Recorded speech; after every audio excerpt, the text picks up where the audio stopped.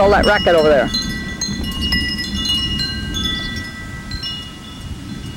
Been lightning and thundering for a while. The storm is coming in. Supposed to be nice and warm today in the 90s. It's the humidities. Look at the horsies out there. Chuck and Donna and Tom were going to ride this morning, but I guess they're going to wait for the rain to go away.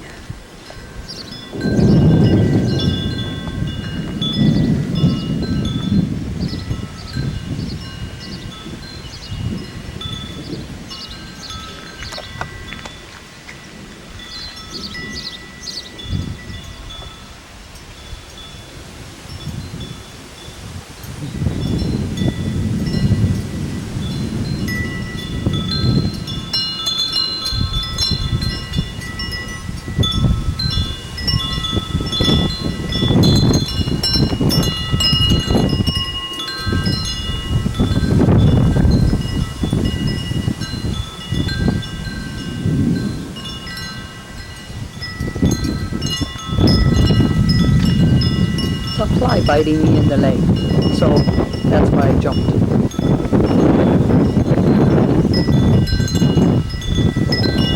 There are wind chimes, huh?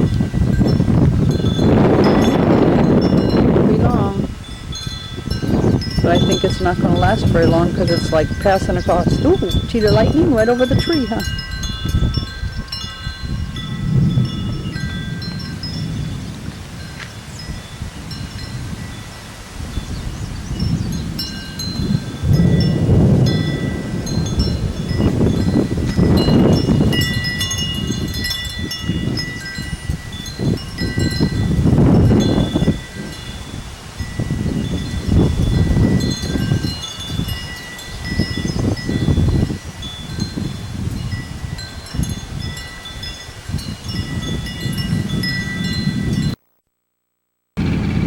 Look at this lady out our window. She's just out there tooling around mowing. Chuck's right over there. He just got home from work. Donna's out here mowing the lawn.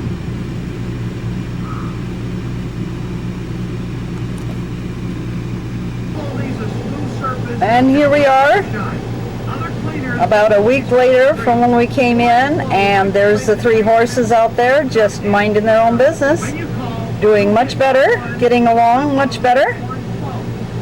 Joy is way out there on the right hand side, and in the middle is Ebony, who was the new kid on the block, and then over on the left side, yeah, there's Dream.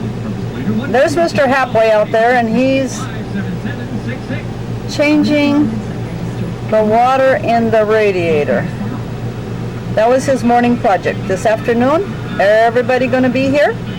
And look who's parked right next to us. There is Donna's mom and her husband, George.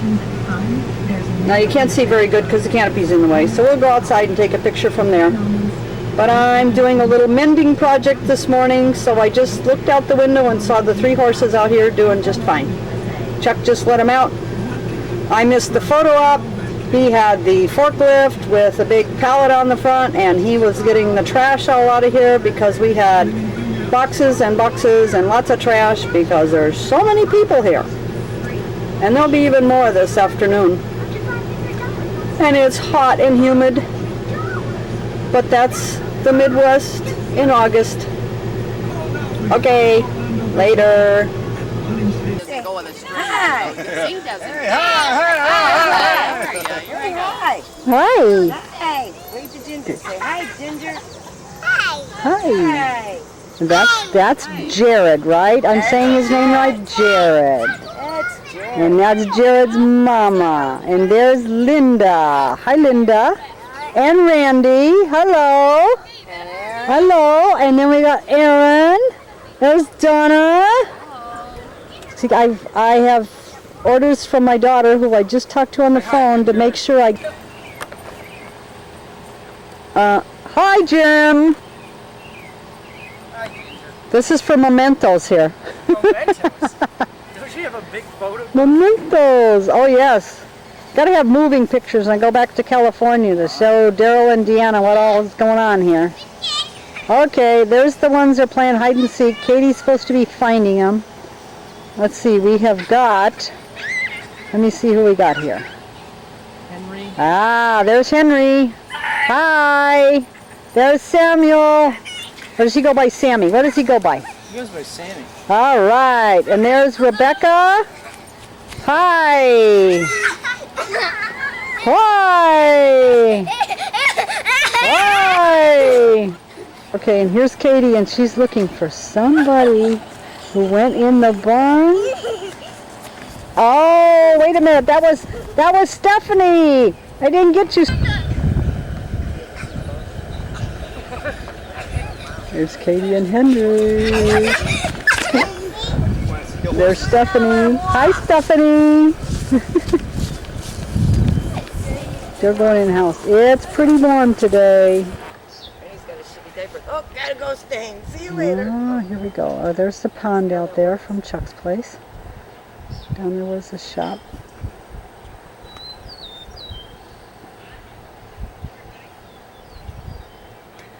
What are you looking at now?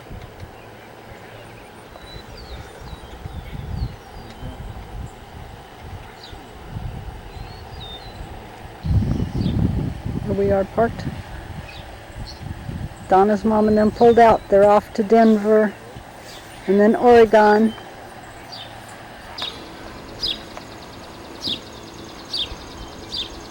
Little cars. Perfect place to have a family gathering, a family the size of ours. Here she comes with the camera. See who all we got in here. We have got Charlene and Mary and Katie and Rick and Jim and Nikki. Oh, wait a minute. We got one more in there. I got Scott back there. All right. And I have a buzzing fly in my ear. How dare. Oh dear, who we got here? Oh, there's Joe. Hi, Joe. And then, let's see, that was Donna's son that came out. That was Tommy.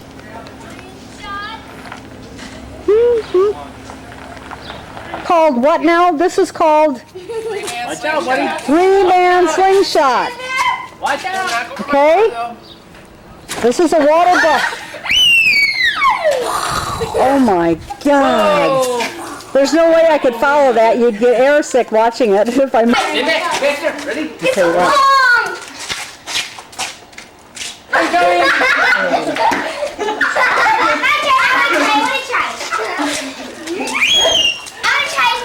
okay, now they are going to get ready and to aim it over here.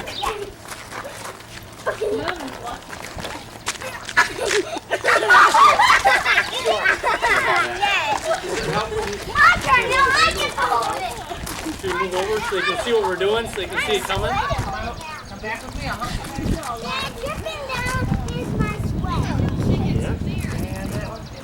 2, 3, let go.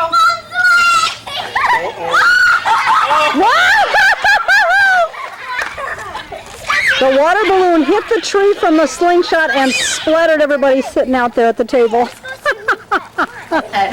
He knows me, that's why I won't do it. Hi. Say Hi. hi, Jojo.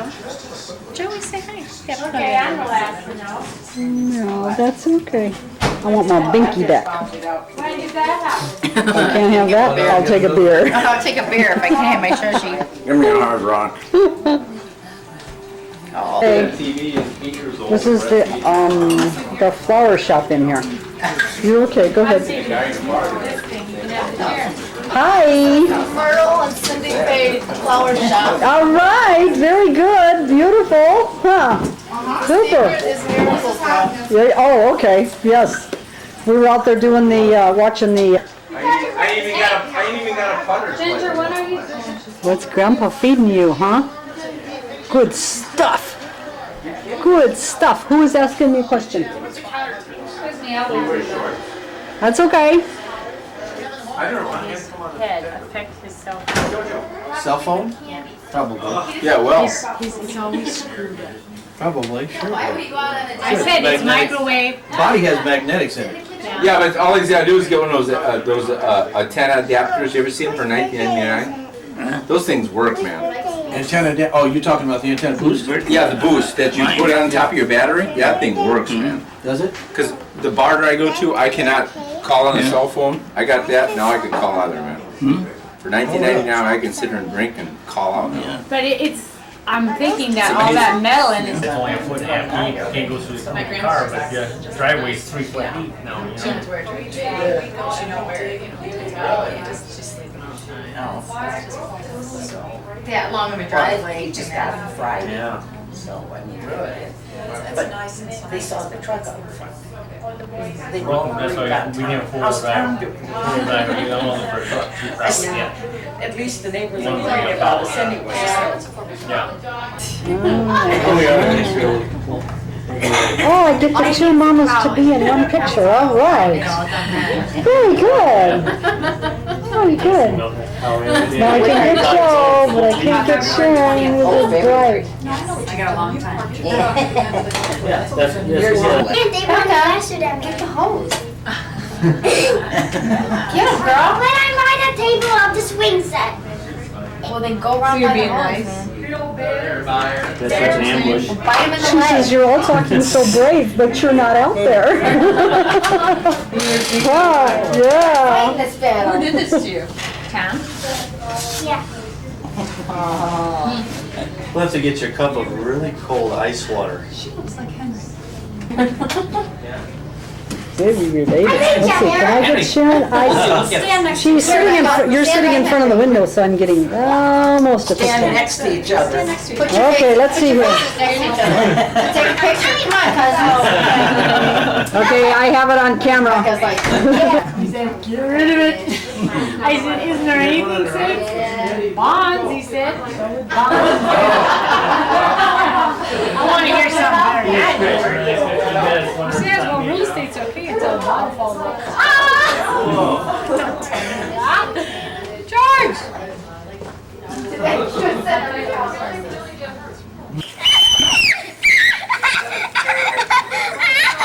You got me! Save me! It's raining.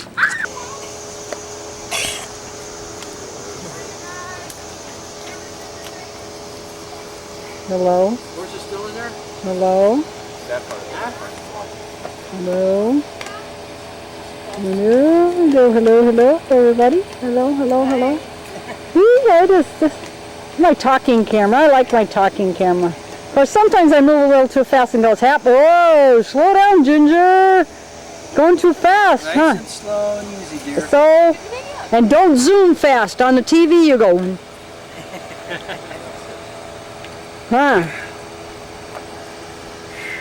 See that they ran out of water balloons. We got lots of good pictures with water balloons. Huh? I got all the water balloons in my shoe. I think. Yeah. Do a quick just with the 8 of us together and then do a still one. Please. I think it's rolling.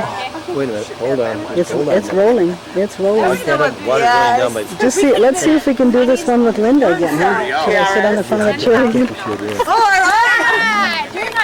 I will let you know when I'm doing. You're going to put me on the back this time. Still, I promise I'll... Okay. Wait a minute, let me get a... Oh, wait. Sorry, kid. Sorry, kid. Tell us when, okay? So 3, 2, 1. Hey, this is a good, yeah. Okay, so all of them remember? Yeah. 1, 2, 3. Show on Oh, yeah. family with Kelly taking her picture. All right, This is the 8 of us and our parents at work. Haha. we got fun with them, all right? Special remote for Dick. It's a universal remote. The newest member of our family. This is Logan. Remote. What is he, 3 days old? And it has pictures Yeah. of what to push. There's a He just picture met of a part of the TV. family. There's a picture of a TV. There's a picture 1/10 of it. So very nice. Those two. And those two. Hello. You want to take a picture? So we paid this guy. Well, they were leaving tomorrow, I'm so gonna I wanted take to off. make sure. I just wanted to stop by and see him. So we're looking at pictures. Hi Charlene. Hi Linda. Hi, Ginger. Hey. And there's Nikki. Hi Nikki. Okay. You gotta get some Now. What's nunchucks? nunchucks. They're on the wall right Yes. Oh.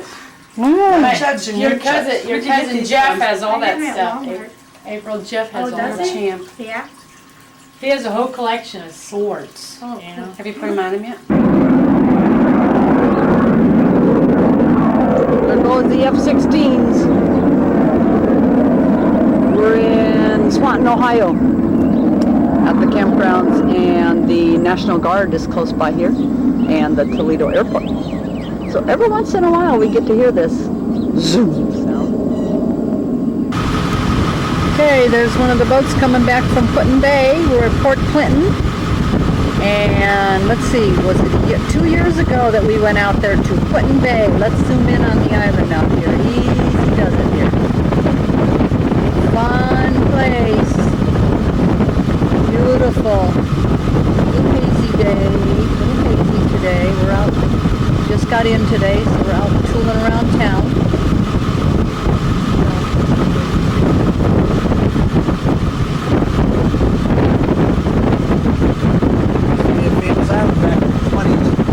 Still is. Oh yeah, the partiers with all the boats and stuff go out there, huh? Neat old winery out there. Went in a geo, big enough to walk down in. When the winery was being built, they were drilling for a well. They discovered this geo, and we went down inside of it. Very. Hi guys! Hey! Hello! Get your camera. See? Alright! We met this couple in Swanton, Ohio a year ago. The little campgrounds we stay in when we visit Mom in Toledo. And this gentleman said he liked our truck, so he went and found a truck. Yes. Oh, here we are in Bayshore, just down from Port Clinton. Where'd he go? The little guy's right across the street here. Oh, We just had dinner at the restaurant here called the Angry Trout, overlooking the bay. So let's get a little picture of this little guy. Has been entertaining us out the window. Woodchuck.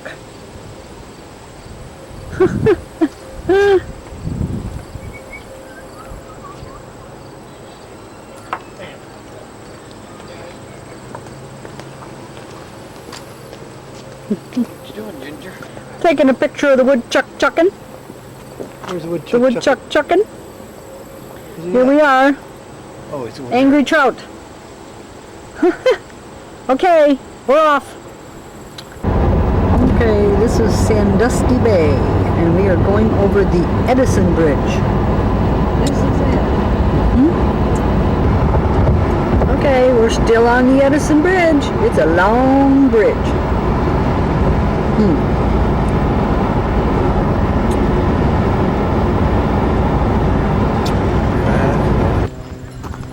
Here we are in Port Clinton, Ohio.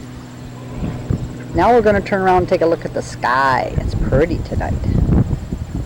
Okay, beautiful campground. About 8 o'clock, we're heading out for a walk. Yeah, beautiful. Pretty. There's little cabins over there people can rent. Kinds of them. Okay, let's go walking. Okay, there's a pond over here. Fishing pond. And around the back of the clubhouse down here. Down yonder is the clubhouse. And it has exercise room, pool tables, beautiful big swimming pool out back, so we'll see that when we go out there. Over on this side, the hotel, a par 3 golf course, and a pond. And in the morning, maybe we'll get a picture of it. This morning we missed it. Guy out here chasing the seagulls away. He has a dog with him and the dog helps chase him away. It was a neat dog running around like crazy chasing all the seagulls away. So maybe we'll get a picture of that tomorrow morning. Okay, here we are closer down to the hotel. And you can see here's a little pond. This is part of the golf course down here. And the Canadian geese just enjoying a beautiful evening. Okay, we're walking down that way. There's the swimming pool over there. I just went in the clubhouse where the payphone was at, checked my email. Here's our little miniature golf course. And the playground. And then where's the beach for the children? Over here is the beach. I think that's where it's at, right there, huh? There's a sandy area there by this water, and it's roped off so that the kids can, well, I'm sure adults too, play. There's a volleyball net, basketball court, some more little houses down there, and that's where we're headed to. Okay, here we are at the end of the park, and we're looking out here at Portage River. There's the deck and a pier, so we'll walk out there. Oh. There's the pier, and there's Ginger. Got some pretty purple flowers down here. Pier that goes out into the lake. Well, part of the lake, because this is the river. Nice and calm out here.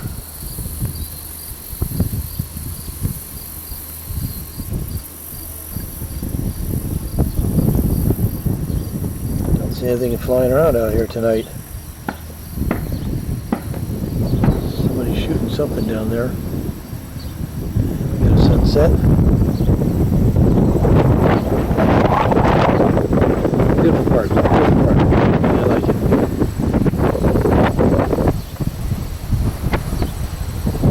That's where we just came from back there. There's a water purification plant. And that's the water. We have a marina over here, which we'll show you a little bit later. Oh, Ginger's waving at me over here. Let's see what she's doing. Where'd she go? Oh, she's over there on a swing.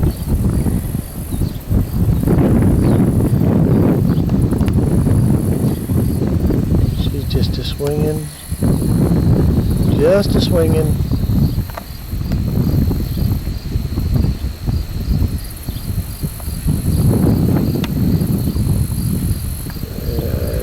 Pretty cool, huh? Later. Now. Oh, Ginger's going to her yacht now. The one down here. It's the white one down there. See it? Oh yeah, I got it. See it? Yeah, the white one. That's it. Oh yeah, okay. And there's the hotel. We're on the back side now. There's the hotel. There's the boat she's talking about. Over there. And this is the marina. A little empty right now. Weekend yet. Well, wait a minute, yes it is too. Today's Thursday. So I guess tomorrow will be the weekend. I would have thought they would have been in here by now, but evidently they're not. I see they got a little cruise thing that they take out. We haven't checked into that yet about going up and down the river for a while. We'll check it out. Yeah, we just pulled in here to the park, across from the lake here. We're in Port Clinton, and Aunt Dorothy and Mr. Hap had to use the restrooms. Meanwhile, this van pulls in, and let me tell you, this guy has been places. All the writing you see are the names and dates of places he has been, like Sturgis, it says Daytona 94. I mean, this is unreal. And you can see he travels very light. Very light. That's good. This guy been on the road a while, huh?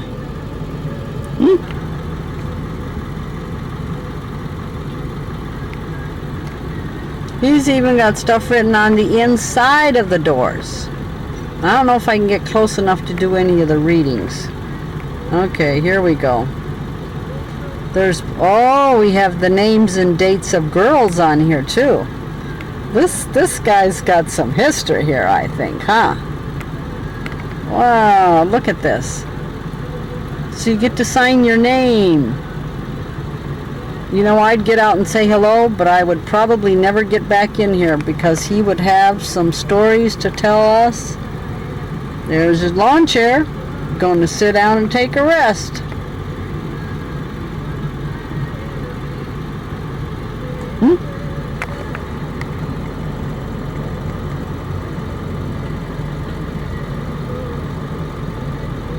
Freak show performance.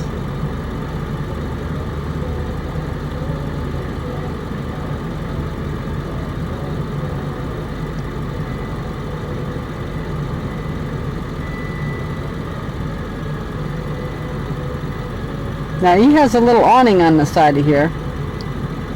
There's Froggy. What does this say? Froggy. 3 stripes will never run. Okay.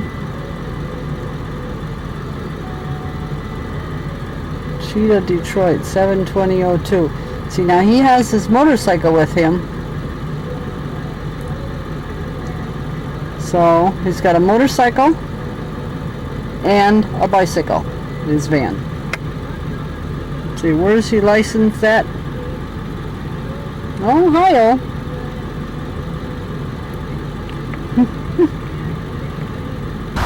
Okay, we're heading out here to the scenic drive along Port Clinton. And look at the size of these water lilies. They're huge. Big. Here we are at Marblehead Lighthouse, Marblehead, Ohio. And there's Mr. Happ and his Aunt Dorothy. Huh. Taft Governor? Yeah. Parks and Recreation. 1821. Okay, so let's get a picture all the way up here now. There we go. Beautiful.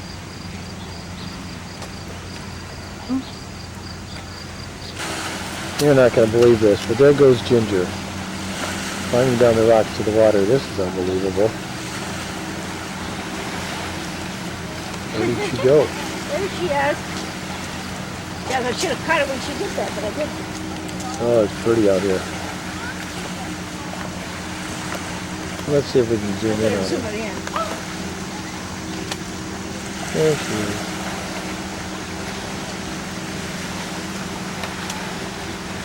And will I get that leaf in the face or not?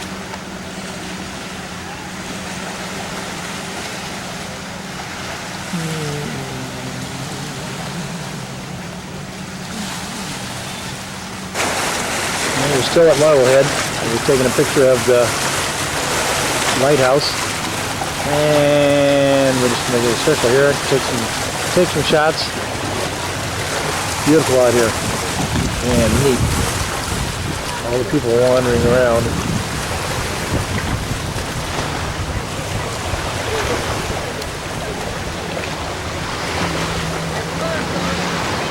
And there's Ginger and Aunt Dorothy.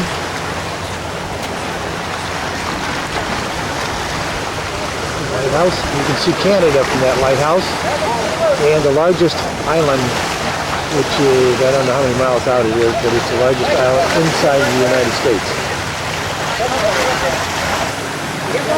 Okay, this is Cedar Point, way over there. You can see the roller coasters. That's supposed to be the largest roller coaster, well, it used to be the largest roller coaster in the world. It's on an island out here. This is probably about maybe 15 miles out. Where we're at, we're standing right underneath the lighthouse right now.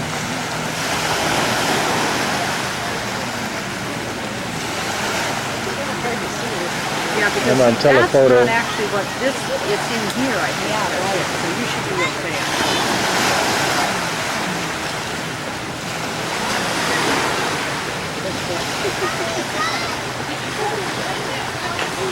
can't see that. I can hardly see it. It just kind of, I wouldn't be able to see it. There it is. Okay, we went out of telephoto. That's how far it is out there, and you can't even see it, huh? This is the other side of the lighthouse we're looking at right now down the beach area. Got some large slabs of rock here. And a little fisher pool.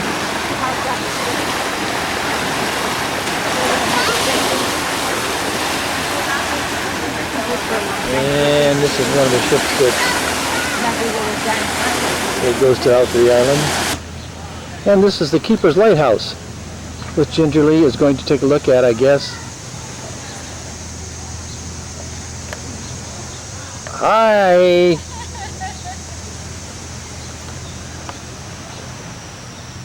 And this has just been restored, the sign says, but the sign's on the back side where they've got all the paint and stuff at, so we'll just show you the front of the building. And that's in relationship to, we'll go back over here to where the lighthouse is at. So that's where they stay. They don't stay in the building. That's just where they maintain it. Beautiful day, beautiful day. Okay, this is right at the entrance coming into our park here at Port Clinton. And here's the two swans. Let's see if I can get a little bit closer here. They are so neat, and this is their pond.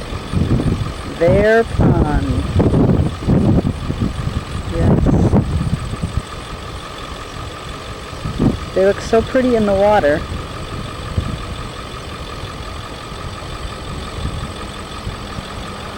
This is right after you come in the entrance. We just got back from the grocery store and the vegetable place. The fresh vegetables, fresh fruits. Oh, yummy. Hope I got room in the refrigerator for everything I got. Anyhow, there's the swans. So here we are tooling down I-90, and we're passing through the downtown of Cleveland, Ohio. Perhaps it's been a long time since he's been here.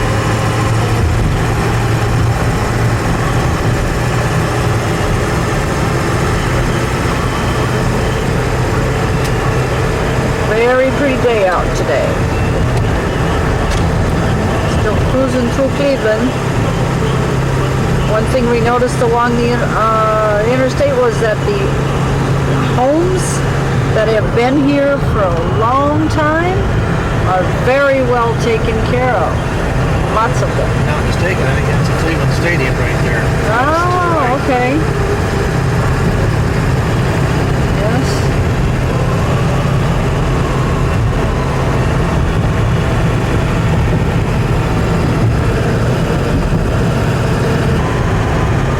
Jacobs Field, home of the Cleveland Indians. Well, we're about 40 miles into the state of New York, and we are seeing miles and miles of vineyards. So, and this is very close to Lake Erie, so I'm sure that has a lot to do with the fact of the moisture in the air from the lake. But we were very surprised to see, I mean, miles of vineyards. Not sure what kind of grapes. I'll have to talk to the expert there, my son Daryl, and find out what kind of would grow here where it freezes seriously, because we're about 30 miles out of Buffalo, New York. And also some very pretty trees, etc. Wait a minute. Hey, BJ! Don't break my heart, my achy, breaky heart. I just don't think it understand. 'Cause if you break my heart, my achy, breaky heart, it just might never love again. Don't break my heart, my achy, breaky heart. I just don't think it understand. 'Cause if you break my heart, my achy, breaky heart, it just might never love again.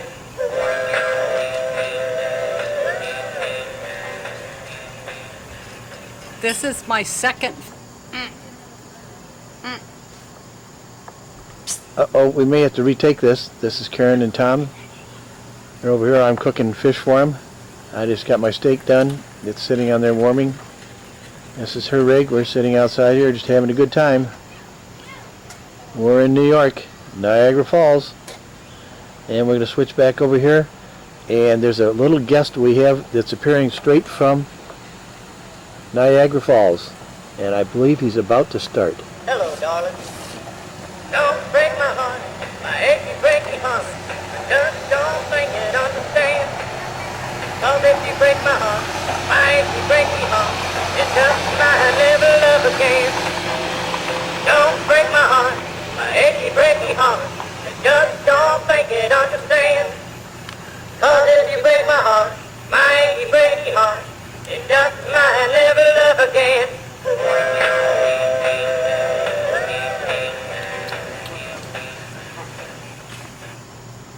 Okay, this is my second favorite cowboy. The best one's taking the picture. Up here in Niagara Falls, New York, 2002.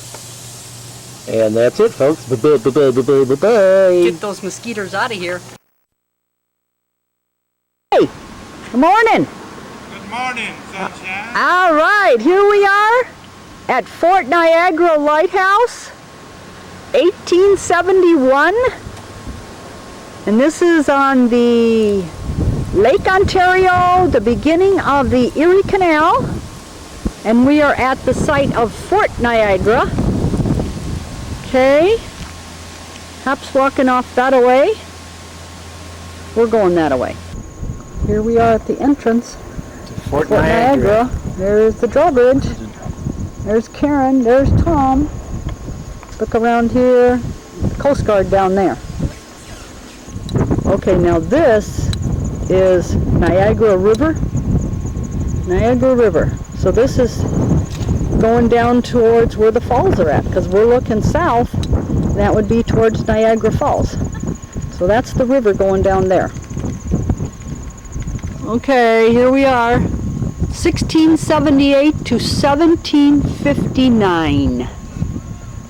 Entering Mr. Hap. Okay, here's the counterweights. So dark. This is what the guy said. This is what draws up the bridge here. There it is. There we are.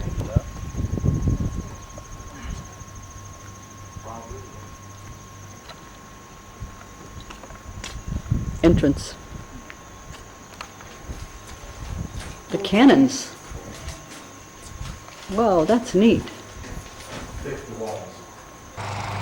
Okay, here we are. There's a freighter out there on Lake Ontario. So this makes the 5th of the 5 Great Lakes that we have seen. And I'm standing in the middle of Fort Niagara, which looks out. It's located on Lake Ontario, which is the beginning of the Niagara River, which is right around behind us.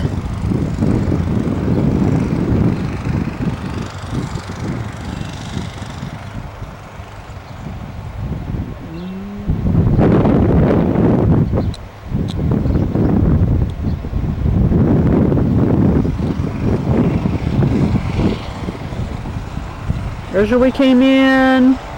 It's all the buildings all the way around here.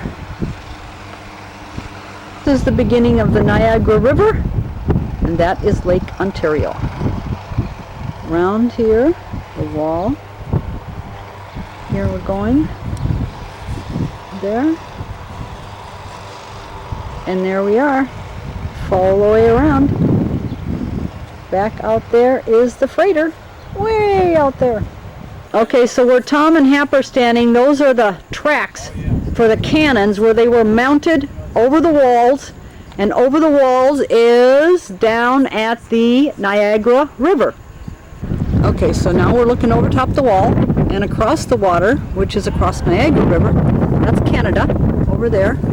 And then, as I showed you a little bit ago, that's the mouth of the Niagara River. And that is Lake Ontario out there. This is looking over the wall again, down the river, or up the river, I guess, towards the falls. Because the falls come this way. I was reversed. I kept thinking the falls went down into Lake Erie. They go down into Lake Ontario and the Niagara River, the Erie Canal. Over here we're looking at the entrance coming into the fort. Up top, where you see the roof and the opening there, that's where the soldiers were with the guns. And then down below, there were more down there, because that's the entrance we just came in over there. That's not where the drawbridge is. Drawbridge was ahead of that. Drawbridge is to the building to the right. These are pictures in the museum. This is a picture of the Iroquois Indians, about 1400. And then after that, when the French came, 1669, Rene Cavalier and the French were going to explore of the West and the building of the Empire of France.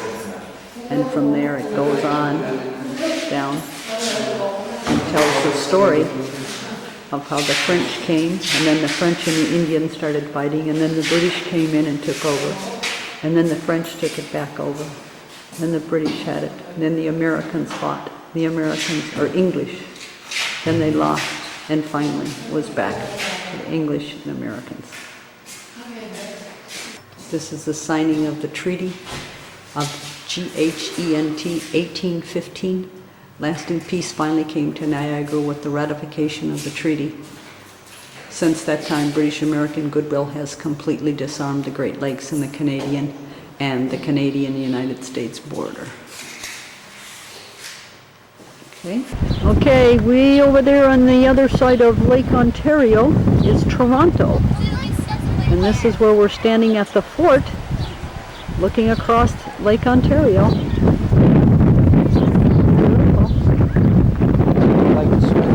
Oven. Go. Okay, as you noticed, the block building over here is where the fires would be for building like a blacksmith, or where they would make ammunition and melt their lead to make their ammunition, or any other thing that would require heat. And also as a bakery, they could use that for that. Up on the right is one of the guns that overlooks the bay, and there's a gun also underneath it. And there are some guns around that are sitting around on the fort. We're on the top floor of the castle, the main building. We just came up to the 3rd floor. This is where the cannons be, looking out here.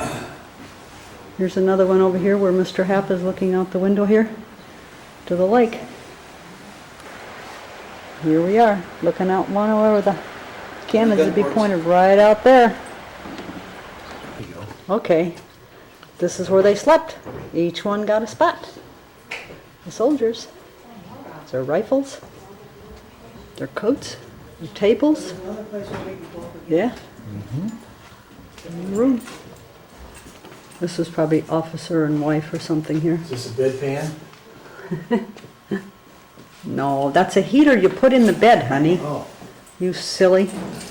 Well, follow me. Okay. The hallway going down to all the rooms that we just came out of. Oh, here's fine dining. You can see up there.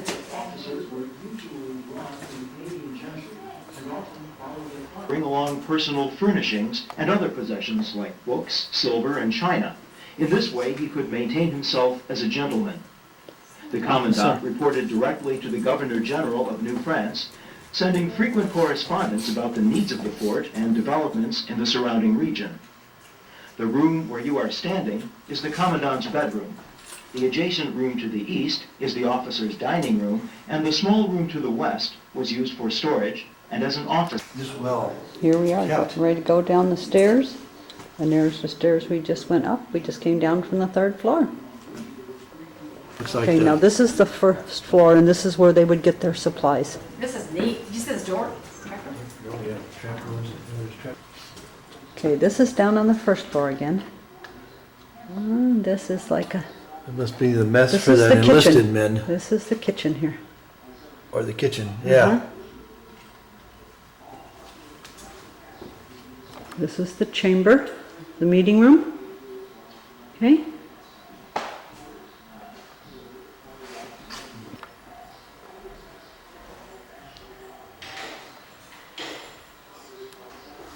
Here's the middle class. Their beds. Now see, they're tilted, so they don't even get a pillow. All they get is like that's like a mattress, and it's got straw in it. That's what they slept on. The wine cellar. We decided this is the wine tasting room? Right. Back in the 1700s? Sure. When they say a place is built like a fort, take a look at this is inside walls. The outside walls are 2 and 3 times this width. They're huge. Doors, heavy. Okay, this meeting will now come to order. We're going to decide who's in charge. Of course, we've come a long way now. The War of 1812, now in the War of 2002. Time to get rid of the terrorists, huh? Okay? Let's begin the meeting. Okay, this is the building that we were just in, where we showed you all the different rooms. Beautiful. Beautiful building. Now we're going to go in this little one right here. We're back out the water. We've come back outside and the sun's coming out now. Beautiful day. Had rain yesterday. Today's perfect. About 75, maybe a little cooler. Great day to see the sights. Okay. Here's where they did some cooking. Okay.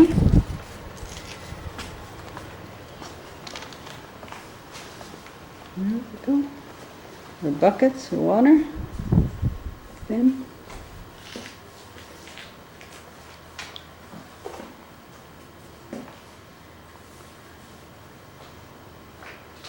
Okay, what's for dinner, Mr. Happ?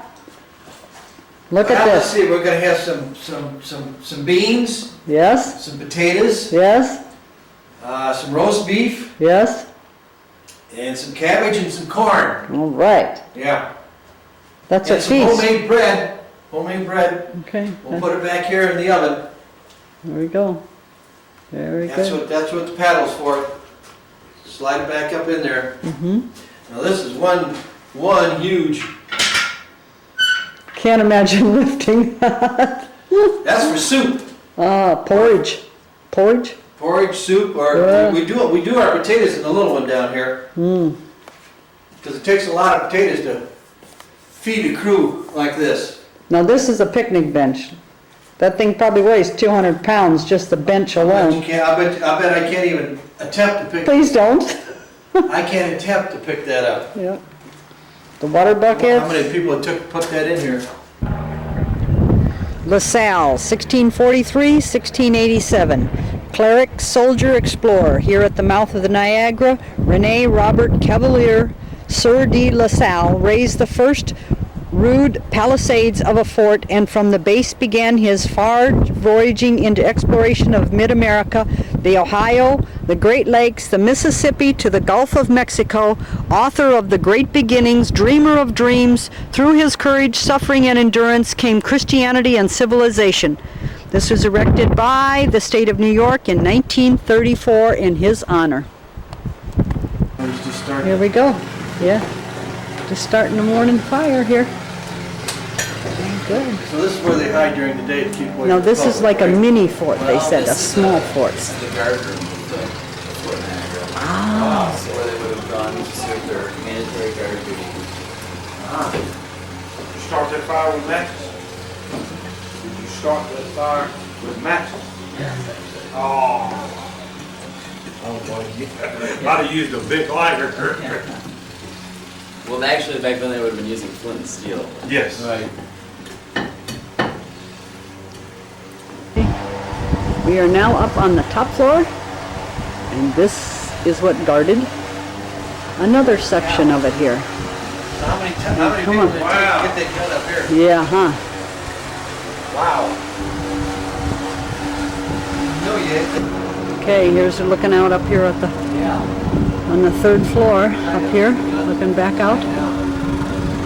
Here. Come on up. There's the big building that we just left over there on the other side, back looking towards Canada and out onto Lake Ontario and the mouth of the Niagara River. See that? that be ammo? Right here? Now maybe? there's more Ammo bunker. little windows over here where I'm sure there were cannons pointing out of there. What And is then it? we have some cannons here coming in from the other direction. All points covered. I like these holding fences too, palisade. Here they We're come in talking about- here and we're gonna figure that out how we brick get wall into right this there? portion here. You walk. Whoa, it do get nasty up here in the wintertime, because this is a beautiful day and the wind has picked up and it's gotten cool. Yes indeed. Now we're looking off to the north across Lake Ontario. And here's the first floor where we just came in, some beds. This is where the guards were. There are guards. Are you a guard? Are you a guard? You're not a Yes, I am. I guard. just out of costume right now. Okay, here's the entrance where we're going in. We were just looking down where we saw the brick openings for cannons. Okay, so here we are down here. And then you see the posts, they're all pointed. So you don't get to climb over top of that. It goes all the way around here. Okay, here we are. We are down where these cannons are now. Look at them. Lined up here. Here's the first one, right? Oops, sun shining on it. Hold on. Get over here to the side so we can see it. Okay? And now they're lined up all the way down here. This is the building I showed you where I stuck my head out and video down the side, where it's all brick, and then up on top, it's all grass and ground. We're like in a dungeon here. Now look at the size of these walls. This is inside. When they say built like a fort, now we know what they're talking when they say built like a fort. 4 feet. Okay, we're saying goodbye to Fort Niagara. The cannons are pointed above our heads, so I guess it's safe for us to leave. Beautiful place. Great. They all got cannons in them. Down there. And if you'll notice the hills on the side, how they're all over and under so that they'd have to go up on top so they could be shot very easily as they came over the hills. I don't know if they're doing that anymore. Okay, we're getting ready to cross into Canada here. What are we doing here? Oh, look at the river. Wow, is that beautiful or what? That's the Niagara River. Now, see that water? It's running north. Confusion, huh? Okay. Well, hopefully they're going to let us into Canada. There we go. Way up there is where we were at the fort. Way up there. Okay, welcome to Ontario, Canada. Here we are. Oh, we didn't hold hands. Uh-oh. We were busy driving. We're supposed to hold hands. You gotta remember how many specimens. Okay, we're looking at a what is called a natural or control structure, and it controls the water heading towards the falls. There's 18 movable gates Okay. out there that control the flow of the water. Okay. And we're on the Canadian side. Yes, we're on the Canadian Look at side. New York. There's the state of New York over there. Yeah. And there's the balloon going up over there. That's in New York. Now that's by the visitor center over in Niagara Falls. Yes. The city of Niagara Falls. And the fountain. Okay.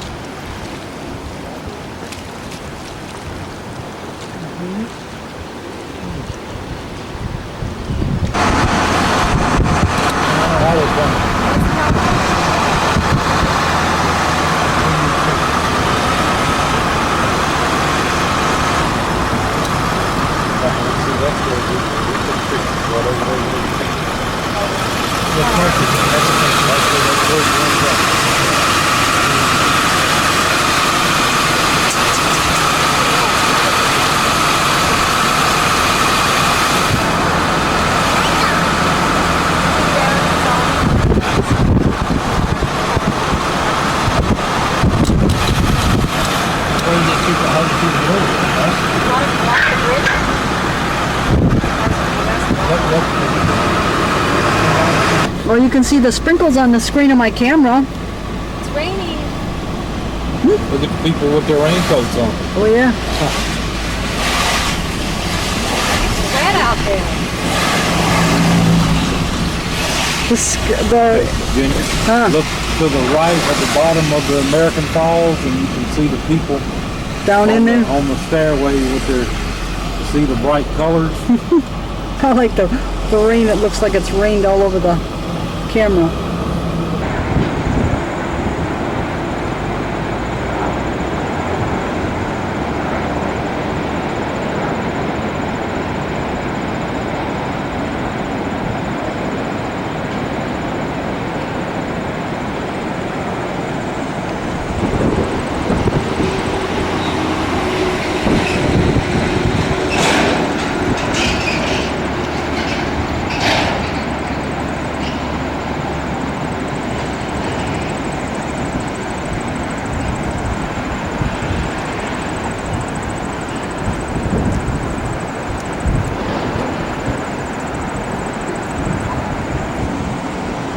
The first view of the falls here.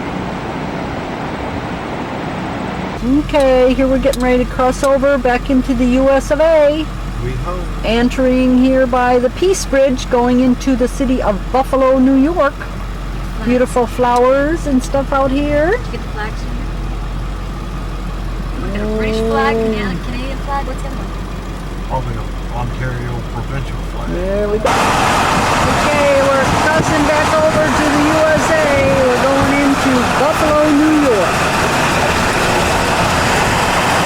Buffalo, New York, and this is the Peace Bridge. We're crossing over the Niagara River. That's Lake Erie. Lake Erie to the right. Lake Erie to the right. Niagara River to the left. Way down yonder is Cleveland. In Erie, Pennsylvania. This is Buffalo. Okay, we're at the gates. See if they'll let us back in. We can't go right. Follow me. We made it. We're back in the USA. Okay, that's it. Erie Canal. Lockport, New York. Erie Canal. Okay. Here's the little one over here.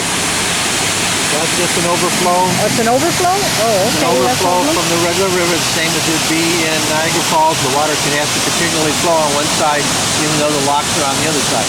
The water naturally flows here, and the water's held over here. Oh, so they hold it at a certain level. Okay. And then you can take a look way down there, because I'm not taking a look down there.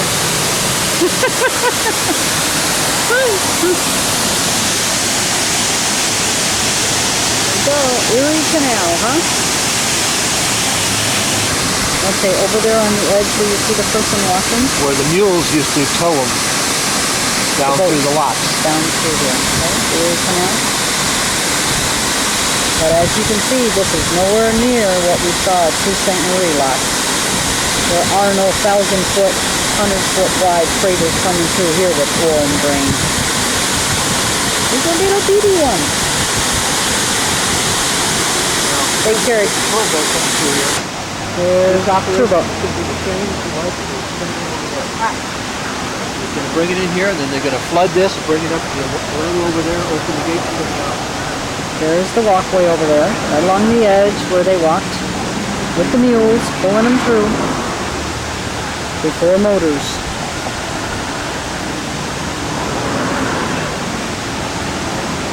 Now we'll check back when we get further up. Okay, I think I hear the rumbling sound. Are they starting up to close the doors? The boat's inside the lock. Oh, they're going to wait for another one to join them? Okay. Okay, they're waiting for the little boat to come in now and join them. Then they'll close the doors. And they're going to put in, we figure, I think the guy just said down there on the tour boat, about 300 gallons or something. 300 million or whatever gallons of water. They're going to bring it up 25 feet. Lots of gallons. Okay. So you can go over here and watch.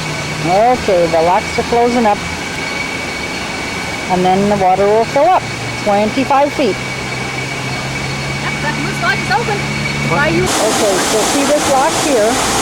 This lock is emptying Into this one. into this one, down here, which I'm not looking, so the camera will look for me. Okay. Okay, put 25 feet of water in there, because we're just crossed over the road. We're on the other side of it, okay? And that's what's going to happen. Now you can see and hear what's going on down there. The water coming up.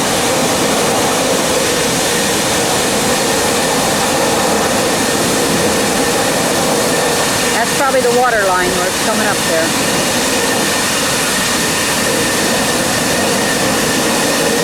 Okay, you can see over there the lock, the water, and pretty soon this is all going to be level here now. We'll fill that one up and onto this one here.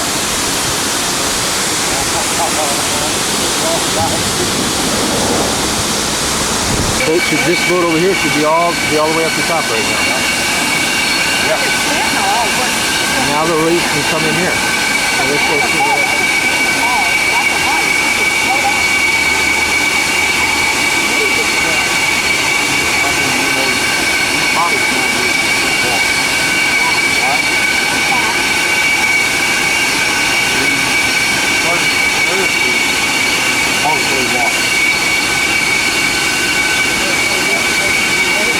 Now the boat's going to come through, go into the next one, and they'll raise that one up.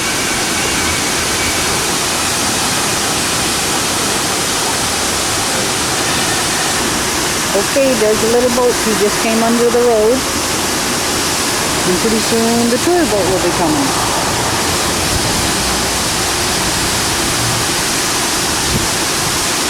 Yeah, while we're looking over the edge waiting for the boat to come, you need to backtrack to what I said yesterday when I was videoing on the Niagara River. I was thinking that was the Erie Canal. And boy, was I wrong about that one. Erie Canal has nothing to do with that part of it. Erie Canal is inland. There we go. Now we'll go over there to the next lock. They'll close the doors and level out with the next level. Bring the water back up to that level right there. Okay, we're almost there. They got a little ways to go, I guess, there to get up, and then they'll open the doors and let them continue on their way. Okay, now we've just walked down the stairs, and we're on the same level as they are almost. And we're going to watch. And we're watching the water come up the side over here. You can see, yeah.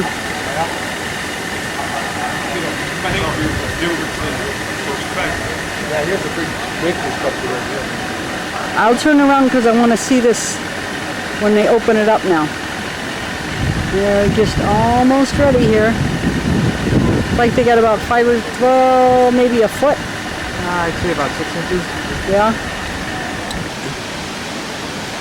This is the lock that they're in right now, okay? So it's, you can see it filling up there.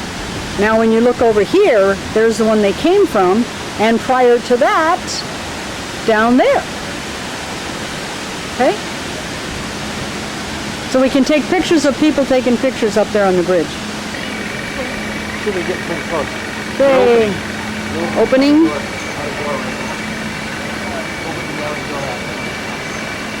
Okay, the outer door just opened down there. You can see it moving down there. Yes. The outer door. Okay. Get it right here. Watch the center door open. Okay, and now we go. There goes the tour boat. So they go on down a ways or up a ways or whatever you want to do. I guess it's up and down. And then they'll turn around and come back this way. Yep. Go through the procedure again. Open sesame. Yep, it's opening. He's going to back up, straighten up the boat, and then go forward. And away they go. There we go. Standby mode. Why is it standby? Well, it always is till you push. Oh. Ready? No. I'm going to just zero in on the... Oh boy, where's it at? Right.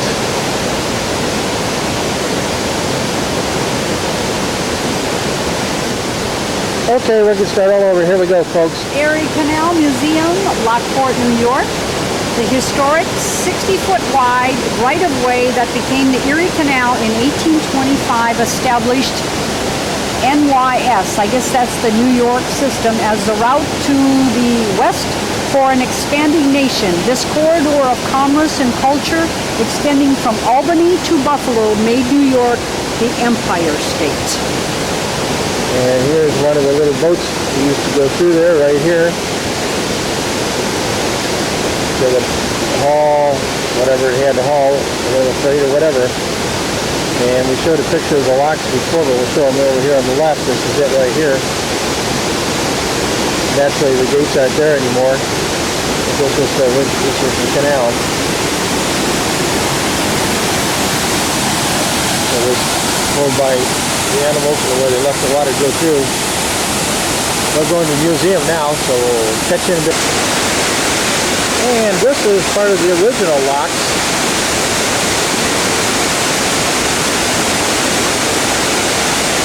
As was shown earlier in the movie. This is the one for the original locks. It has 5 original locks. And this is here I'm showing 3 of them. And yet between each one there was a wall, as you can see it there on the left and the right. It locked it.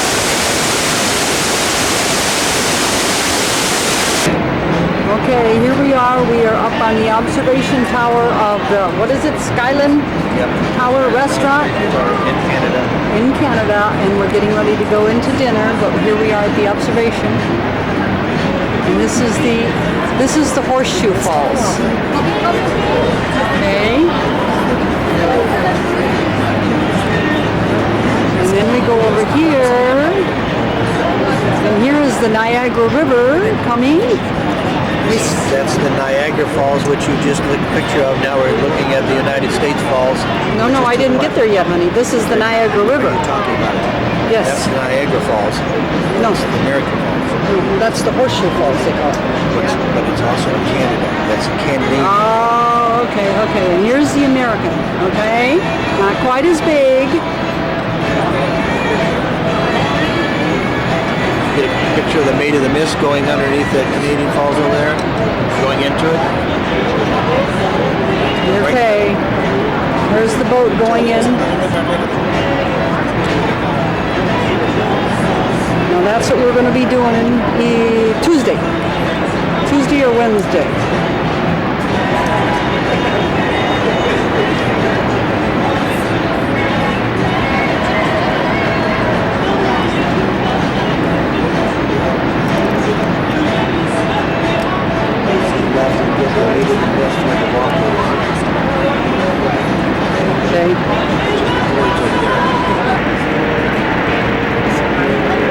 Okay, there's the mist walk, and it goes into the Cave of the Winds, in behind or near the falls.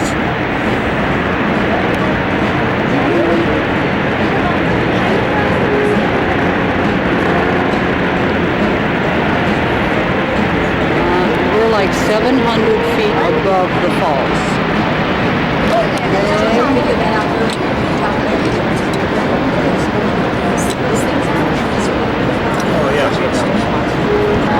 Okay, here's the tower. We were out on that, and it goes down there, and we walked out. Ooh, you can't even see it in the mist. We were out there on the stairs and took some pictures. Okay. There you are.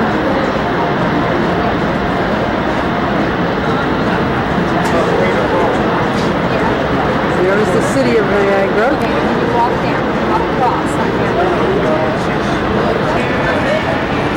Okay, we're looking down the river towards Buffalo. Okay, and we drove all around there the other day. Came across the Peace Bridge down at Buffalo.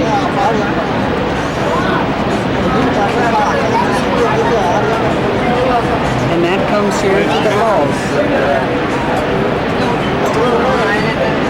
There's the one. Everybody on the Maid of the Mist.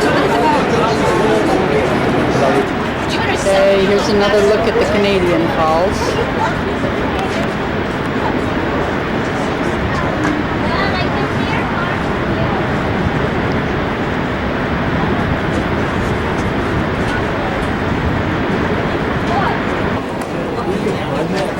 Okay, over there's the casino we were just at. Hard Rock Cafe is over there. Planet Hollywood. And there's the Rainbow Bridge. This is the Canadian side. And back over there is the United States. Oh my God. Okay, now we're looking at Toronto. So we're looking off quite a distance because we were north of here looking at Toronto when we were at the fort. This isn't as scary because I like it. I wish you could see that. I'm so glad. It goes all the way over to the casino. Okay, now we just came walking up the stairs down here where that red car is, and we walked all the way back up the hill because we had walked over. The red guitar. Casino was over. I showed you a picture of the casino, and it is over. Okay, here we are looking at the lights of the big city. We're in the revolving restaurant now. We just ordered our food. So we're looking out here. It's over the city. Looking down. Now we're looking at the bridge and the traffic. They have these crazy triangular, lines of communication. Hi! Greetings from Niagara Falls. August the 25th, 2002. Here we are with my brother and sister, Hap and Ginger. We're having dinner up in the Skyline Restaurant. There's the falls out there. This is the American side.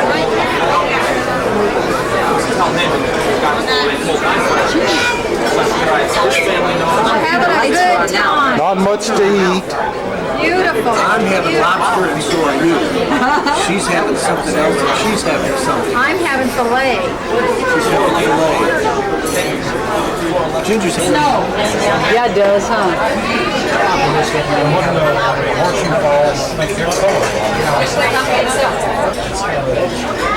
Okay, hopefully we can see this. I see a light flashing back at me, so I don't know how clear this is going to be.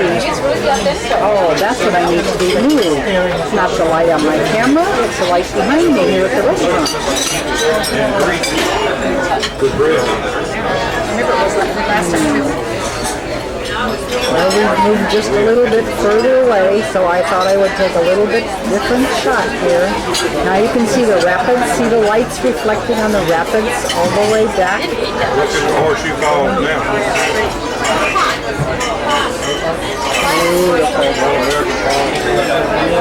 This is still the American Falls, and then we're going to go to the Canadian, which they call the Horseshoe Falls because it is in the shape of a horseshoe. And over there is Bridal Falls. See the little one on the side. Okay, now we're looking at the Horseshoe Falls. This is a good spot to view it because I can actually get the whole horseshoe at one time. So up here, you see the mist down there now. They got yellow lights, blue lights, and a pinkish light. Lights back.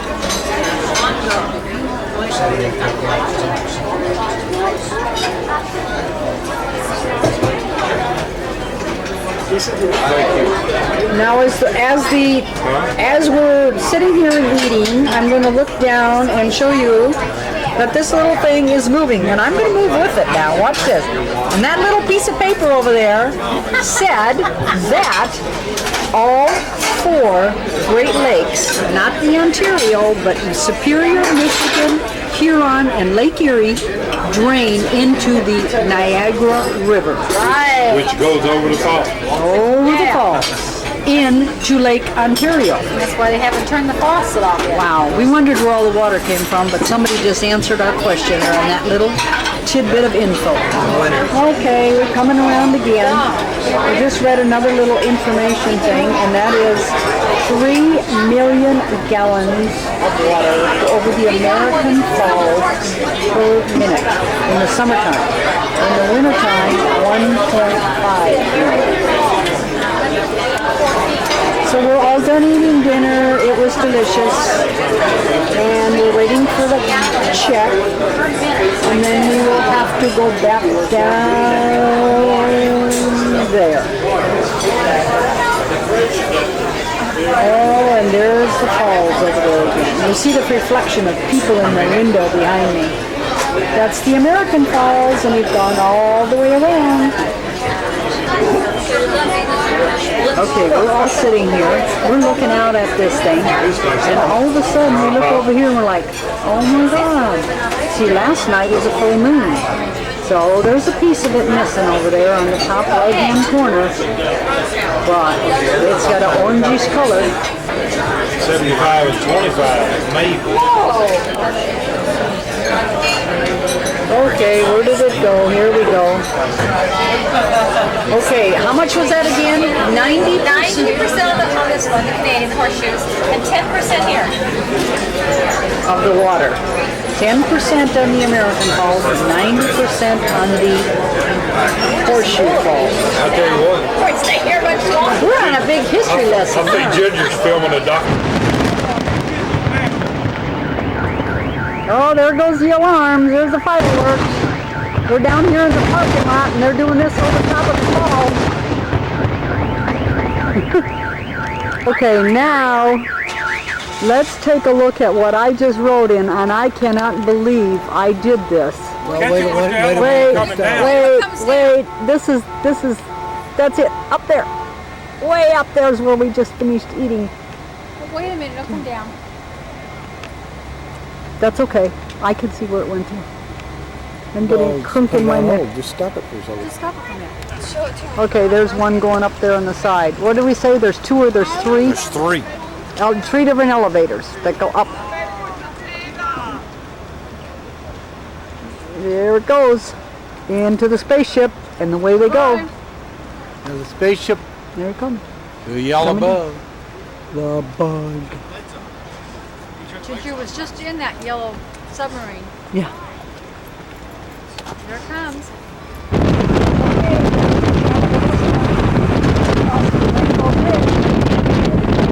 US of A. Okay, we are on our way to go take the boat ride. And along the way here we are looking at the Niagara Power Plant on the Niagara River.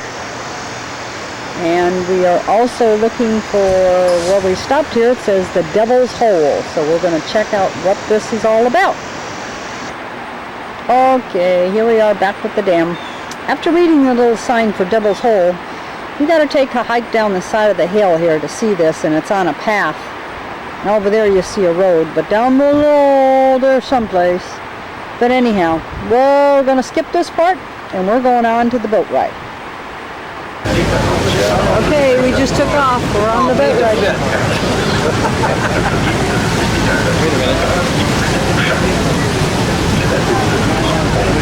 So we're going to head down there. Over there we're looking at the Canadian side. We'll get a better view from the back side when we go by it. Everybody got their little blue coats on.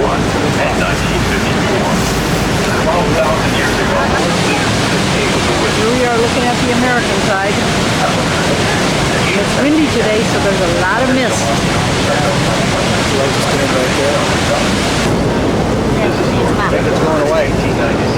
Now we were just looking on the water and we had a horseshoe rainbow.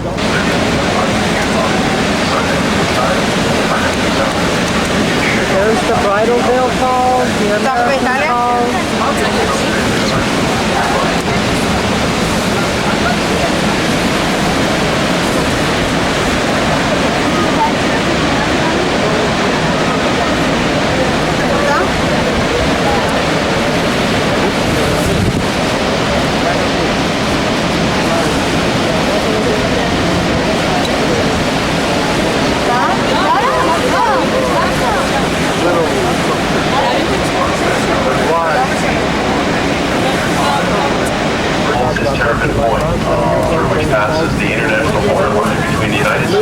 and Canada. Beneath us, the water plunges to a depth of 180 feet or 55 meters. The water that flows over the falls comes from 4 of the 5 Great Lakes. From here, the water goes down the Niagara River to Lake Ontario, then the St. Lawrence River, and finally to the Atlantic Ocean. Just to the right of the falls is the journey behind the falls. Nous attachons sur terrestre, les chutes dans la cheval. Ces chutes sont 52 mètres ou 170 pieds en hauteur, avec une longueur de 760 mètres, de 2500 pieds. C'est ici que les cascadeurs sont venus chercher de la réputation. Yeah, because it's rolling. It's All rolling. you gotta do is push the red button. And you'll see record, yeah. I don't see a record in here. Okay, push the red Push the button red in. button. Yeah, it's blinking now. Push the red button. Okay. All right. Well, actually, it just started recording. Oh, I just really? seen the record come on. Oh, Yeah. okay. All right, let's go. There we go. Perfect timing. Okay. Perfect timing. Oh yeah, because I got the falls behind you. Okay. Super. You're doing great. Doing great. It's really us under here. Oh yeah, they're getting soaked. Now, I don't know if this is going to turn out, but I'm going to try recording through the blue plastic.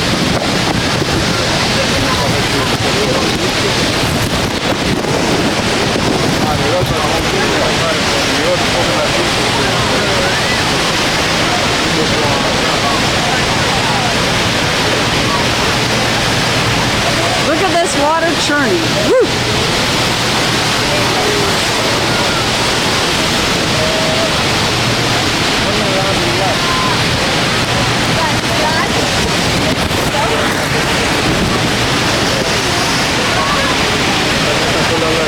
I'm covering mine up and see if it'll work. Not water, but not picture. It should be. Yeah. Yes and no. Through the plastic. The plastic is water also.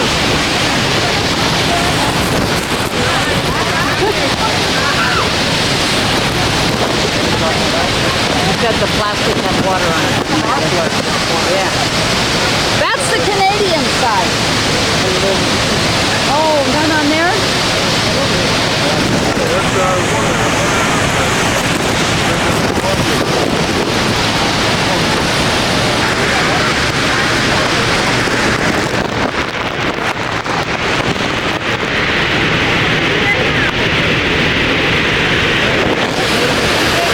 Oh, look at this. We're turning now. Oh, man.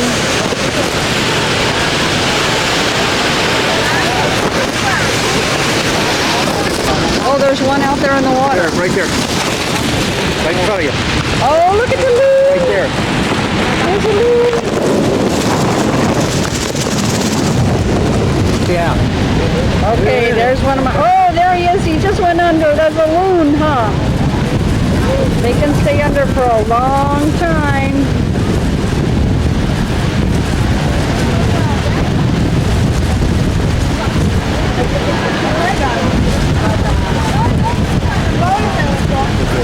We're going away from it.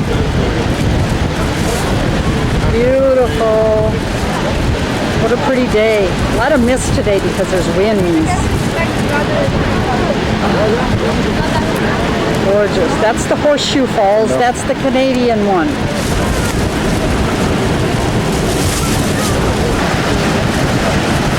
There's the boat we rode on. There's another one heading out there.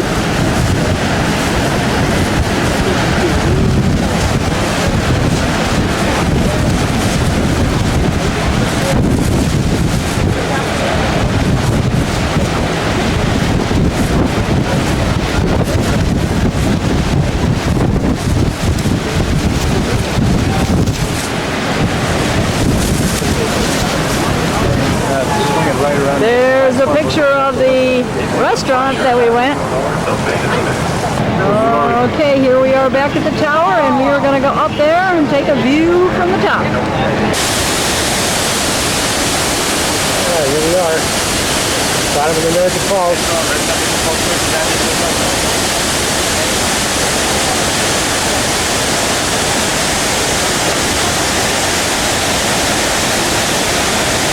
Isn't that coming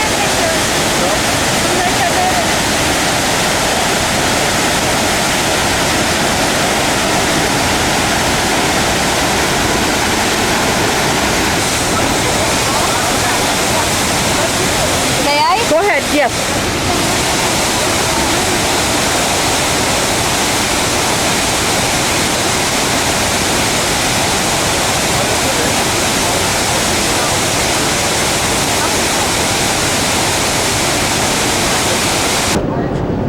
Okay, we are on top of the tower, the one that we took a picture of from the boat down below, looking north towards Fort Niagara, and that's Rainbow Bridge. Okay, that's Rainbow Bridge. Looking up towards Lake Ontario. On the right is the United States, and on the left is Canada. Okay, now we're looking at the rapids. Coming over here to the American Falls. Now we're going to swing around here to the Horseshoe Falls, the Canadian part. And way down there is where we were on the boat. You'll see one out there now right in front of the falls and one just heading out there. And Canada. Okay, we just started to walk on the walkway alongside the rapids. This is the American side that we're looking at right here. Coming under there. We're going to walk over top that bridge. Okay, we're on our way to Goat Island, and this is one of the trams, the state park that takes people around, and we're walking today. And we're on the bridge. The video that Ginger just shot a couple minutes ago was this bridge we were walking toward. We shot underneath it, and this is just the view from the top of it. Now this is the view from the other side of the bridge.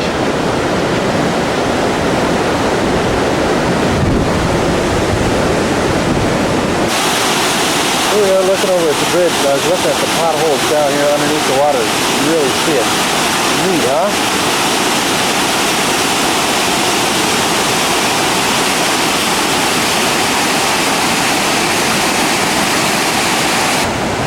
Okay, here we are on the bridge that separates Bridal Falls from the other part of the island, which is Goat Island.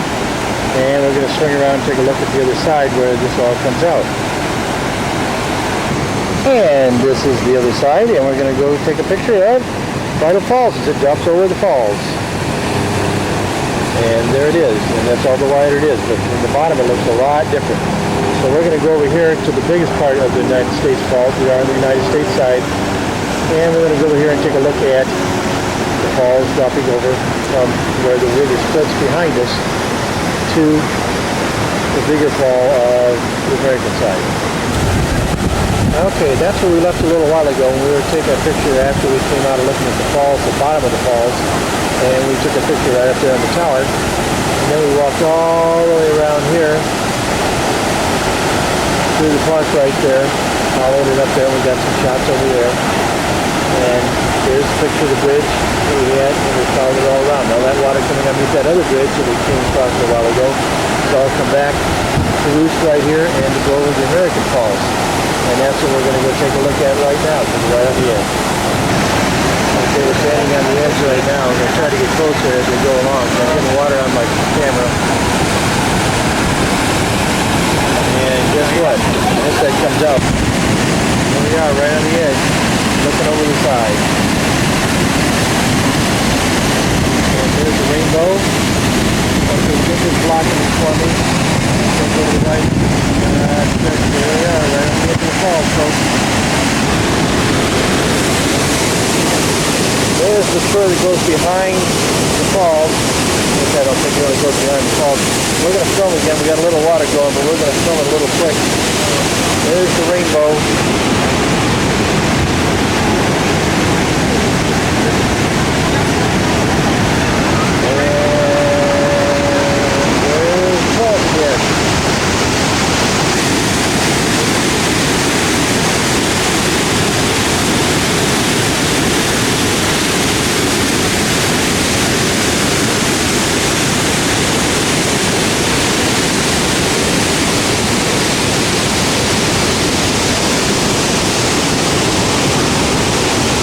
Part of the Canadian Falls right out there.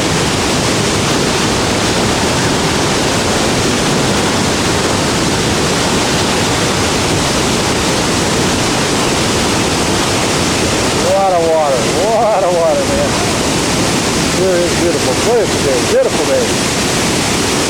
Here we go, we're on the tour. Here we are at the other one. We're back at Bridal Falls. Hey, I'm going swimming. This is going swimming just to get her up on this ice or something else. There's the Maid of the Mist over there in the background. Okay, we're going to go up higher. There's the power plant that we took a picture of when we were out in the Maid of the Mist. We're now going to go up here on the top up here. Okay, here we are looking at the Canadian and American Falls combined, which is Rainbow Falls. Looking at it from the top, we're on our way down to get a little bit closer. Horseshoe Falls, what I call it. Anyway, we're going to go down and take a look a little bit closer. Maid of the Mist. Sitting right out here in the middle. We're now underneath, we're now on top of Rainbow Falls. This is one of the boats we just got off of. Sitting out here in the middle, just sightseeing, getting all that water. And this is Big Horseshoe Falls, and you can see why they call it Horseshoe Falls, because it makes a big horseshoe. This is the one that carries 90% of all the water over the falls. The United States Falls only carries 10% of the water. The rest of it is 90%, and that is covered right here. Another rainbow. Another rainbow. And there's the other rainbow that we were talking about, right there.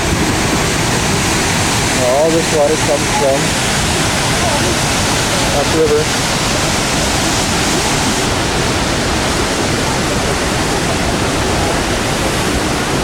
All this feeds out of the Great Lakes. Comes in right there. This is the scenery of the park. And we are still on Goat Island. I'm just making a big 360 here. And that's where we just came from, with those falls over there. Okay, we are at the Floral Clock. This is in Canada.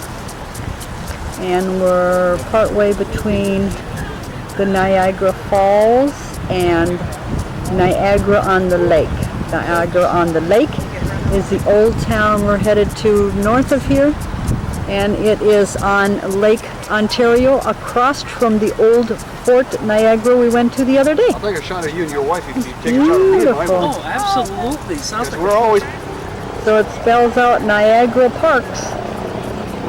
That's beautiful. It's a pretty tree. I thought it was roses, but it's not. Well, maybe it's some sort of rose, but it's not a rose.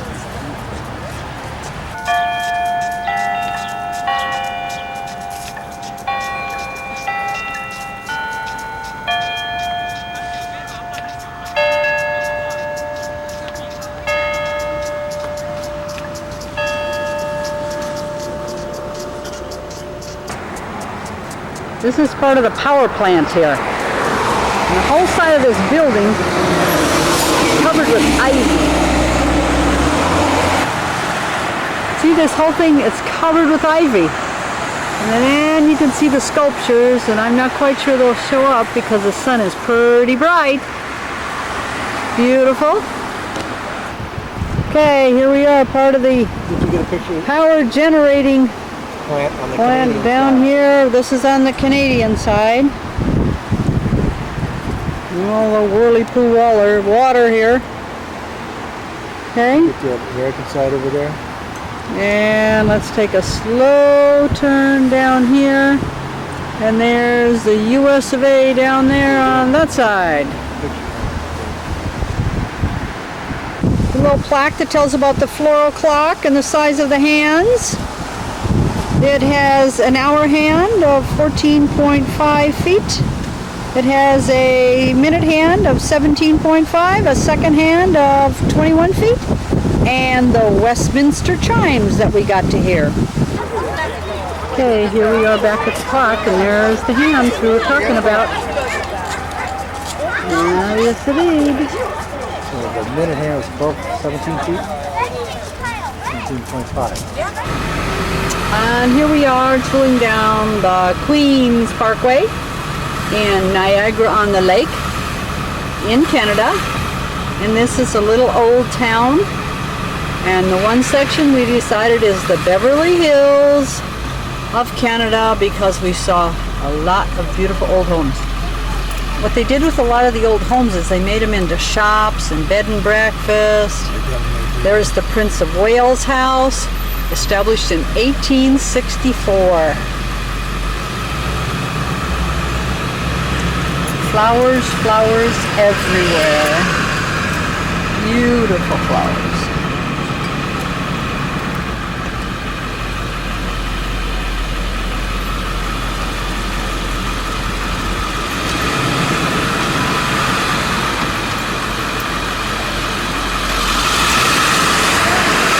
Street. More beautiful flowers.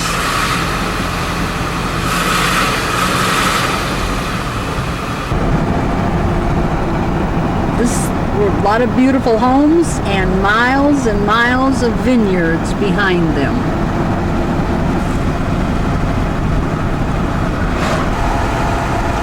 Okay, we're heading back to the campground. We're driving on the Canadian side alongside the Niagara River on this beautiful road. It's called the Wine Tour Road. Wine Tour Road. Because of all the vineyards alongside. Somebody's brakes smell hot. Yeah, behind every one of these houses is a vineyard. Yes, beautiful. Just a few of the little houses along the way here. There's a vineyard table. There's a new little vineyard growing there. New little vineyard. Yes. More homes.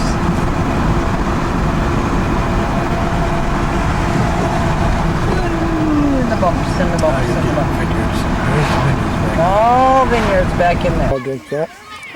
You want to stand up on that? Let's see. Okay, we're at Tagasoki Campgrounds. We're about 30 miles north of Syracuse, New York, and now there's somebody up on that.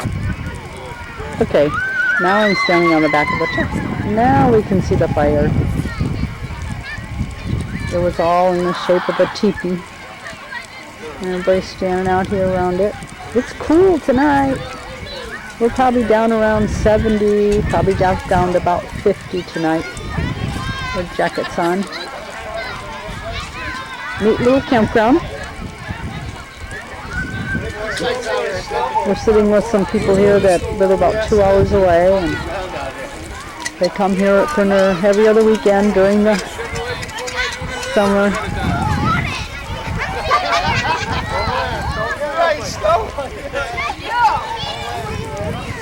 Beautiful place. Beautiful. Okay, that's where the bonfire was last night. Now there's just a big burnt hole there, as if an alien landed last night. As you can see, we're the last one in the row at the campground, and it's perfect because we have a lot of wide open spaces. There's little cabins over there, RVs over there, parked here. And then we go around over here, and we have some storage units, and over here we have a nice, like, the campsites are all around big grassy areas, so we have really nice places for the children to play. They had a big volleyball game going here yesterday. This morning the kids are out playing basketball. We're looking over there by the trees. That's the entrance coming in the park. Well, we're out for our drive today. We're down by Finger Lakes. We're almost down to Watkins Glen. This is Seneca Lake, and it's surrounded by vineyards and wineries. And we just pulled off the road here at this place so I could get up here in the back of the truck and take a look at it. It's the Finger Lakes, which were down by southwest of Syracuse, New York. Beautiful day. Yes. Right now we're looking for a place to have lunch. Huge lake. I think Cap saw a sign that was like 60 miles long or something. Okay, here's the Glenora wine cellar. There, wine tasting room. Okay, and down here, vineyards, restaurant, overlooking the lake, hotel, motel, whatever, little wine barrels out here. Okay, big wine barrel in front of us here. Okay, vineyards, and Seneca Lake. A little bit further down the road than the last time. Okay, and then from here, we're going to Watkins Glen. And we found a neat place that we got a folder, flyer on, whatever, to have lunch. So we're going to go get something to eat. Hard work sightseeing. Okay, this is our view off the deck. We're waiting for our lunch. We are at Watkins Glen. And the name of the restaurant is what? Seneca on the Lake? Yes. Beautiful. We've driven down the west side of the lake, Seneca Lake, and now we're at the very tip of it, and then we'll head back up the east side of the lake. Hap just had a bowl of hot, spicy gumbo soup. Okay? There we are looking up at the hills and the beautiful sky and all the white fluffy clouds out there today. Close-up view. When we get done eating, we'll take a walk out there and see what that's all about. The boats on the lake. Beautiful place to have a house in the summertime. Don't think I'd want to be here in the wintertime. Little bit cold.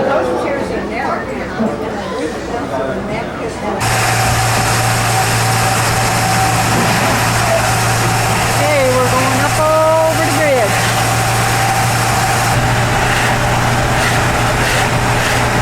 Beautiful. Heading over the St. Lawrence Seaway.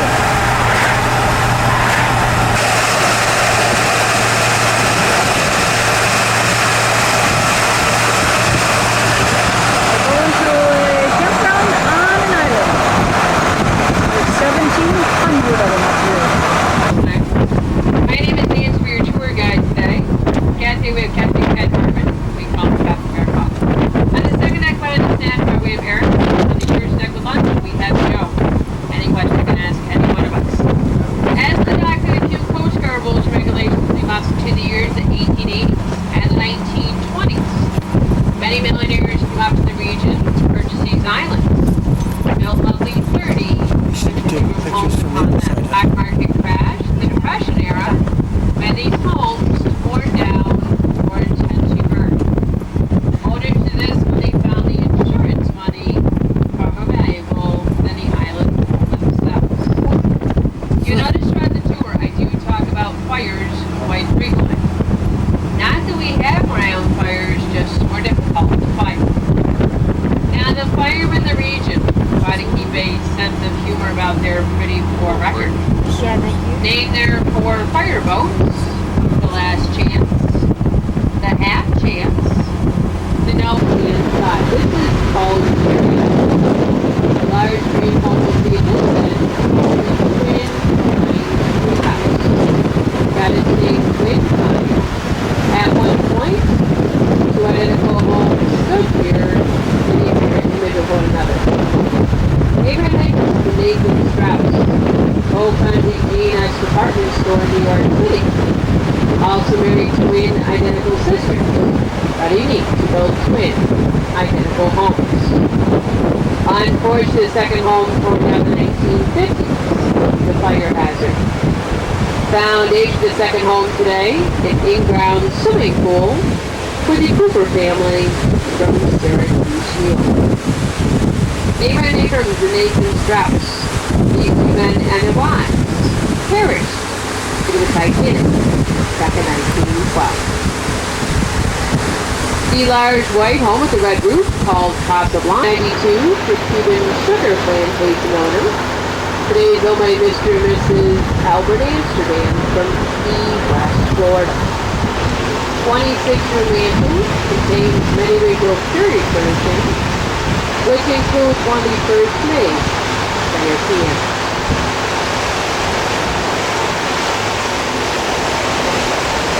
Continue along the seawall, you notice lions, dragons, and gargoyles. Placed here back during Prohibition days, attempt to ward off evil spirits. Not in the form of ghosts, in the form of Canadian bootleg, Dr. Mystery. Mouths are open, tongues are painted red. At one time, signs on the neck to let keep dry. Now the keyhole trucks you see in the seawall, they have been replaced here at night to welcome the guests, providing the cherry ice.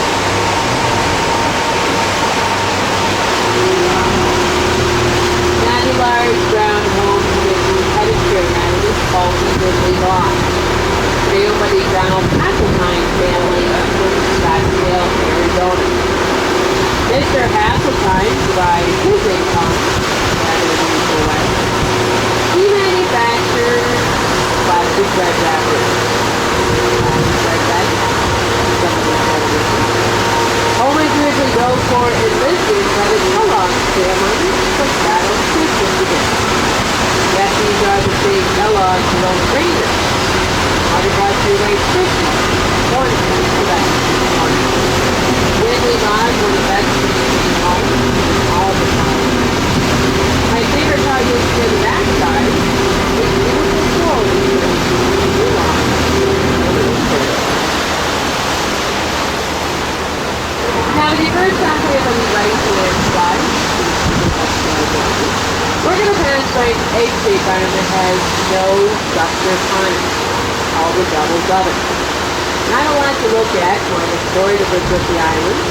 Actually inside this island is a very large cave. Within this cave, a notorious river pirate named Bill Johnson hid out back in the 50s or 1838. Bill Johnson, a couple of his friends, sank a British mail steamer called the Sir Robert Peel. Ship carrying the payroll for the British troops. While they sank this ship, troops did not get paid, not want to fight. The war would end. Bill Johnson realized he was in some trouble, Auburn State Prison. Only had to serve part of that jail term, he was punished. Under the condition, he must become the first lighthouse keeper at the Rock Island Lighthouse. 4 miles ahead of the boat, on the left-hand side, you see there's a very large stone foundation. This is what's left of the wall of it. Those walls, no restaurant. Those are the finishing of the hotel, accessible household only.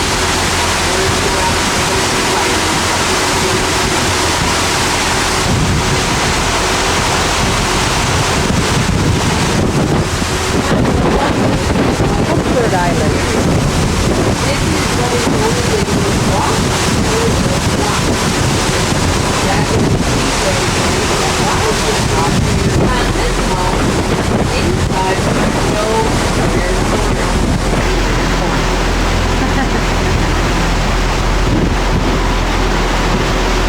Back on the left, the keyway to Marina I mentioned earlier, is value leading to the view. Home where I locally acquired it. Back then, as the Mexico War. Lived around the river. Also the Huron home where it's located on the Canadian. Only home that specifically planned to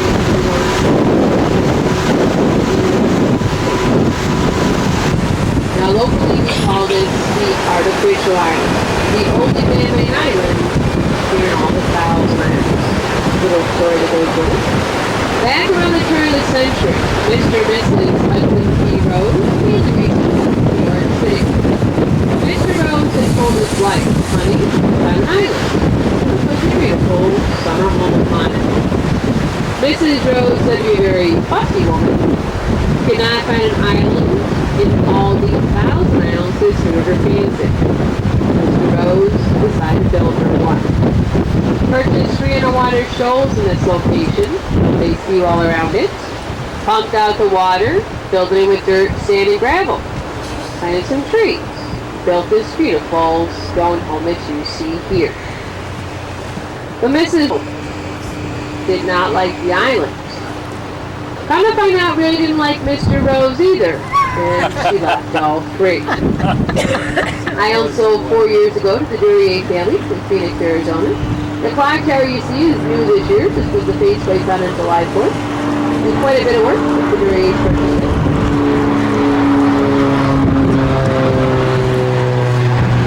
Roll bed to water, 150 feet. Star rise to 250 feet in the air.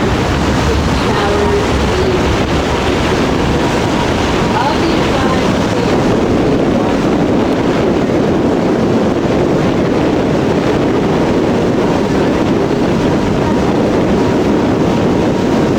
Now tell most of you more about the bridge system. We want hours time. At that point, these maps directed in and final. As you complete your swing, now start to head down south. Left hand side we go by red sand markers. Right hand side we go by green sand markers. At this point, we are currently downbound in the main shipping channel of the Central Seaway. Seaway today is along the Great Lakes. It's the longest inland freshwater navigable waterway in the world. Stretching 2,342 miles. Of the Atlantic Ocean to far west to Duluth, Minnesota, at the end of Lake Superior. Wondering where you are today, approximately 30 miles behind the boat is Lake Ontario. 800 miles ahead of the boat is Gulf of St. Lawrence. 1,000 miles ahead is the Atlantic Ocean. Seaway today can accommodate ships 740 feet in length, 78 feet wide, with a maximum draft of 28 feet. When a ship travels through the seaway, it must go through a series of 7 locking systems. At this point, we are 242 feet above sea level. Being this high above sea level, we do not experience tides during the region. We typically have a seasonal rise and fall. Tides in the spring due to melting snow and ice. Lowest in the fall, the evaporation over the summer. It'll fluctuate 3 to 5 feet. But this is all fresh water, yes it does freeze over. Varying thicknesses of ice anywhere from 2 to 3 inches, to as much as 2 to 6 feet. Now because the river does freeze over, there is no nearby navigation to the ship. Seaway must shut down normally 3 months out of the year, swimming from late December to March. Then the large island on the left, called Wellesley Island, largest American island, second largest overall. That's the island we're camped on. 5 miles wide at its largest point. Now Wellesley Island serves the home of the United States Coast Guard Station. That's the dock in just about 2 minutes. I tell you about the Coast Guard a little ahead of myself. As we pass by their dock, we're also going to pass directly over the top of a 634-foot steaming ship called the Royal Joffrey. Was the 21st of November back in 1974. Driving established upriver, off direction we're driving now, carrying on the snowstorm. Could not see where she was going. Grabbed the main shipping channel, hit a shoal called Pullman Shoal, ripping a 75-foot hole in the side of the hull. Captain ordered all the necessary crew off the ship, he punctured bands. Realized that their efforts were in vain, water coming in much too quick, all crew ordered off the ship. The following morning at 2:09, pushing the Coast Guard dock on the left-hand side, watched their ships fully sink to the bottom of St. Lawrence. All of the lights were on, heading for cargo of iron ore. Died the Dodger and her cargo back in 1974, over $22 million. Next day they sent divers down. Divers say there's over 180 feet of water above the Dodger, she would not have keep shipping. Also said when she hit the bottom, her hull cracked in half.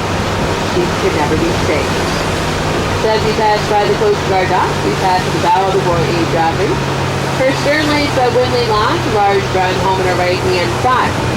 Diagonally across the channel, over 180 feet of water. We'll hope ever seeing her as we do pass by.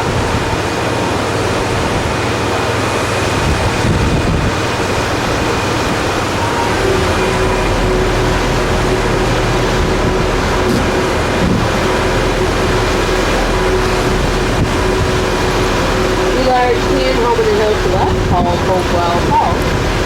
Until 1994, over the last 3 years, Bobby George Holt. Over his own there. And unfortunately, he passed away in 1994. Holt put up the crowd in the written by the Danville and Bailey W.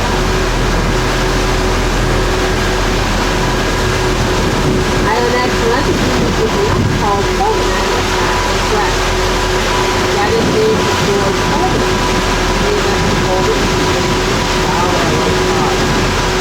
Mr. Coleman once signed in a very president at the time,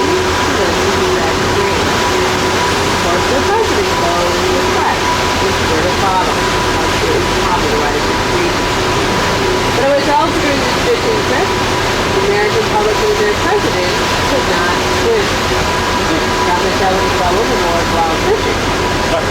Secret Service connected just in the water, up and back on the board. Well, now stays in the Rick and Calabrese and returning from Marcus Bernier.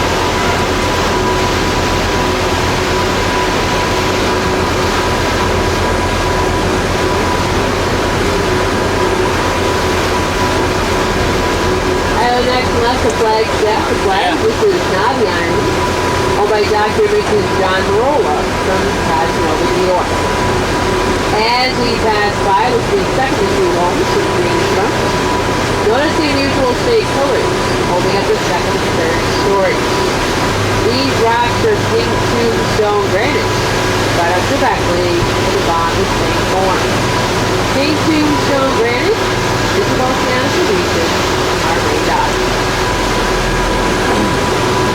Island next and left, a white wavy fence called Friendly Island. As we pass by, let's construct this in top of the island. The front one is your living quarters. The structure in the back is your in-ground, indoor, heated swimming pool. I am the neighbor of the good friends there in Toronto. Island next and left, a large white anchor called St. Elmo's Island. St. Elmo is the changing above sail. Anchor says family members, every respect. All the men and women, to watch the ride, the love of the storm. I am today's by the Farley family. Mrs. Farley comes up in the summer. One end of the top line of bed, very close to those as we pass by.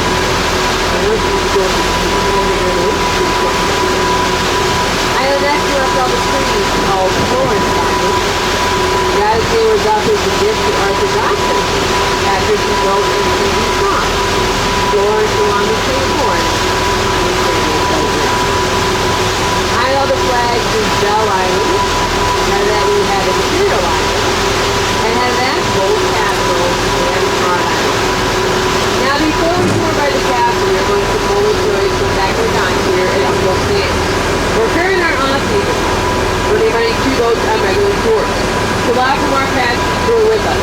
Once we'll back by our dock, we're going to swing in, drop off the passengers from last trip, off to the center, and sit down here and then waiting up the point. Once the captain is all sorted, we'll get the bar to the house and the dock. Please come down before that. As you're staying with us, if this comes to start down on this tour, both capitals. Great love that he had for her.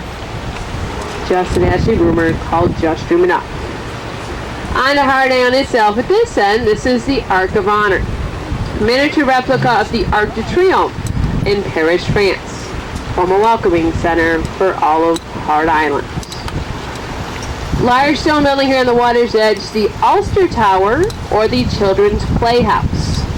Upper floors were living quarters. First floor contains a billiards room, drama theater complete with a small stage, and a 2-lane bowling alley, one for each full child. Main castle itself rises 6 stories in the air. Said it contained over 120 rooms, 365 windows, and upwards of 50 fireplaces. First floor reserved for the grand social area, containing dining rooms and ballrooms. Second floor reserved for the Bolt's private suites. Upper floors, those are reserved for the guest suites. Bolt Castle could house 25 families of 4 comfortably, each with their own bathroom facility and fireplace. Main part of the castle once an elevator, and still today in the basement, there is an in-ground swimming pool. Below structure, the right-hand side, the servants' quarters and the electric trolley car system.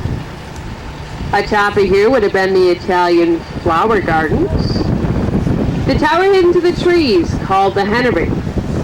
And here is where George housed exotic birds and waterfowl he enjoyed collecting. At the far end of the island, the large stone building, the pump house, powerhouse, or clock tower. In here, 2 coal-fired generators would have provided water and electricity for all of Hard Island. At the top of the clock tower, once a set of chimes, very similar to the Westminster chimes, rang every 15 minutes, heard to 5 miles away on a clear day. Now the roof you see in the structure is not the original one. The original one was destroyed by fire, back during a fireworks display in 1938, commemorating the opening of the Thousand Island Bridge system. Wayward skyrockets went astray, struck the pump house, set the roof on fire, completely gutting the whole inside.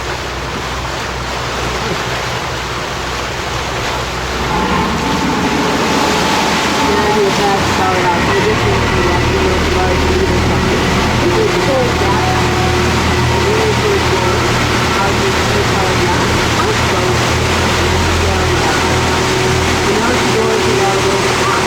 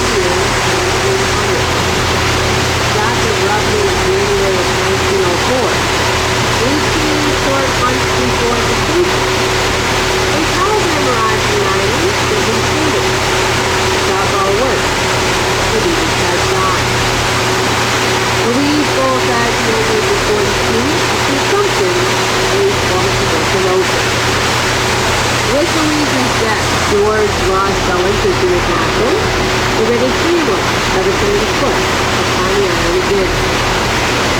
Castle said subject to nature, also remained raised for a number of years.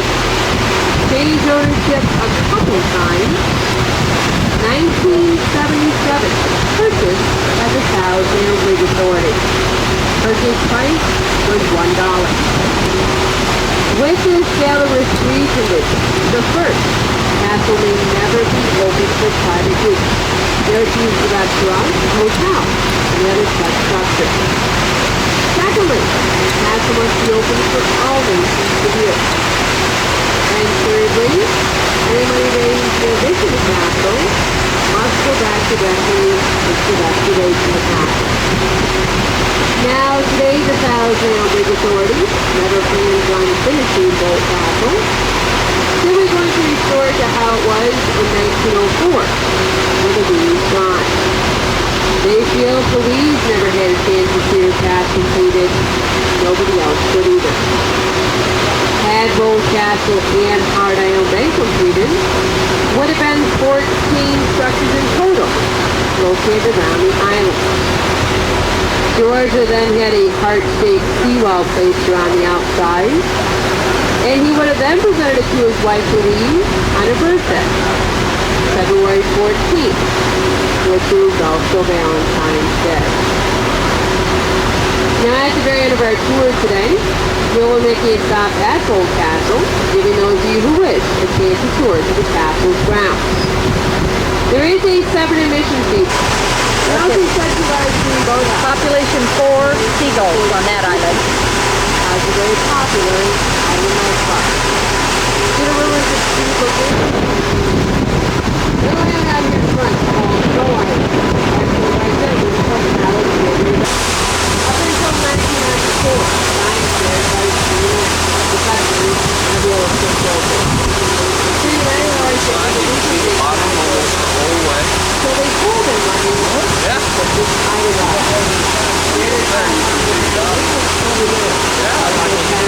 didn't realize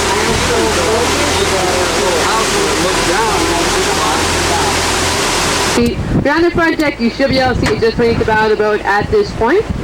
Moving kind of quickly with the wind today, where the sun makes it a little difficult, about a quarter of the way back, just passing underneath me. About halfway back, so it's right down this water today. The glare's making it kind of hard. 3/4 of the way back. And it's just where you've got paddle. I think I can't see it.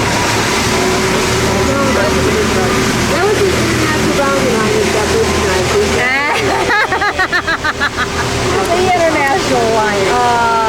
Here we are all looking in the water for it. Yeah. Don't ask me where you see from here on out. All the water is dry. Canada dry. All right. Very good. Well, you're not the first, we're not the last.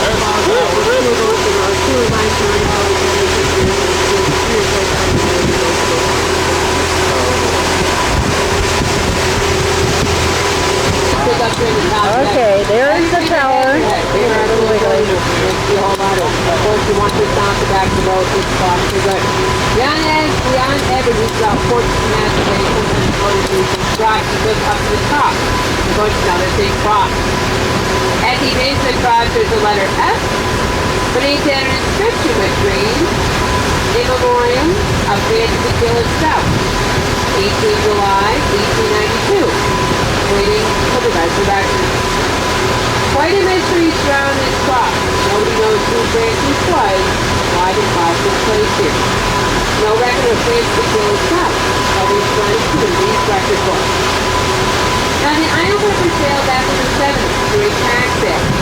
A gentleman from Colorado purchased the island, but upon his purchase, learned a very interesting title deed restriction, which states no other permanent man-made structure that was placed upon the island, only that clause. Oh, we're back around and there's the tower. Down the dime for the native audience boat crew. Gentlemen, doesn't mind where we're going to reach the light.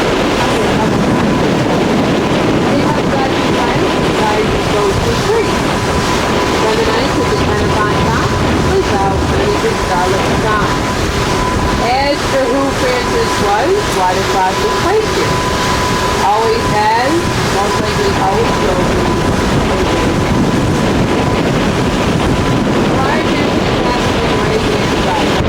What you're going to do, you're going to walk up to the top deck, Untitled House on the left-hand side. And the recipe is lettuce alone and no dressing. Drive the elevators up. Parents, yes, small children, what do you please? Okay, here's the Canadian portion of the bridge. Got a little cooler, windier. We've crossed over the Canadian line, and I'm sure you all saw it when I videoed the water.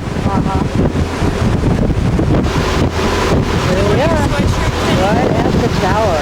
Wow. Do you want your sweatshirt? That's in Canada. We'll go see that one tomorrow or the next day. And then the bridge that I just showed you a little bit ago is the bridge that goes over to Canada. Now we're heading back and we're going to go on a tour of the castle. It's a very large home. What you need to go with the home sits, you see the granite rock wall to the right-hand side of it. The rock wall is extended all the way out to the point where the home now stands. Started blasting the rock about 3 years ago. Began construction of this home. When they were first building it, we thought it was going to be a hotel, but it's one gentleman's family, it's private residence. The gentleman owns this home, lives in Colorado. Also another home in Colorado and one in Texas. Now he says he likes identical homes. He's never a stranger in his own house. Have enough money, you can do anything that you want. Now I did have the opportunity to meet the man about a month or so back in Alexandria Bay. Very nice gentleman, very down to earth. He's asked us not to announce who he is. We abide by his wishes. I can tell you he's an executive at Mercedes-Benz. He also owns a major sports team. He's not a sports star, he owns a major sports team. That's all I can tell you. Oh, I like this one Now, right here. supposedly it's all going to be done in June of 2004, so a little bit longer than what we built.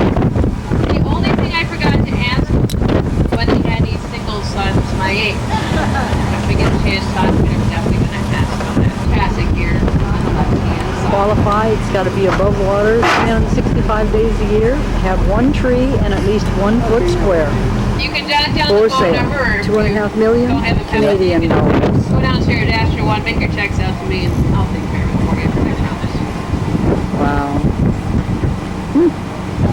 That's Canadian. Having Mr. Ricard on board our boat with us, we asked him his comfort between many thousands, having the 2 different islands and 2 different nations. He very quickly replied no, but didn't realize that he owned both the islands. As a matter of fact, he told us he finds the 2 islands to be his greatest asset. He said, you see, when him and his wife get into a small argument, which most couples usually do, all you have to do is grab a straight 6-pack of beer out of the fridge, grab a fishing pole, call his dog, walk across that bridge, and leave her in another country for a while to cool off. With that, I welcome you back into American waters. We're currently traveling through the mud flats. If you take a look over the side of the boat, you'll notice you can't see the bottom of the St. Lawrence River. That's not a joke this time. The water here, only 6 to 10 feet deep. The bottom of the river in this section is very muddy, very weedy. Makes it very popular with these game fish and the sports fishermen. Ask George W. Bush didn't graduate from Yale. He graduated from Harvard. That's true. However, he did attend Yale for a couple of years. He was grandfathered into the society. George W. Bush's father before him was in the Skull and Bones. His father before that was in the Skull and Bones. George W. Bush simply grandfathered into the society. With that, I will return you to your regularly scheduled program.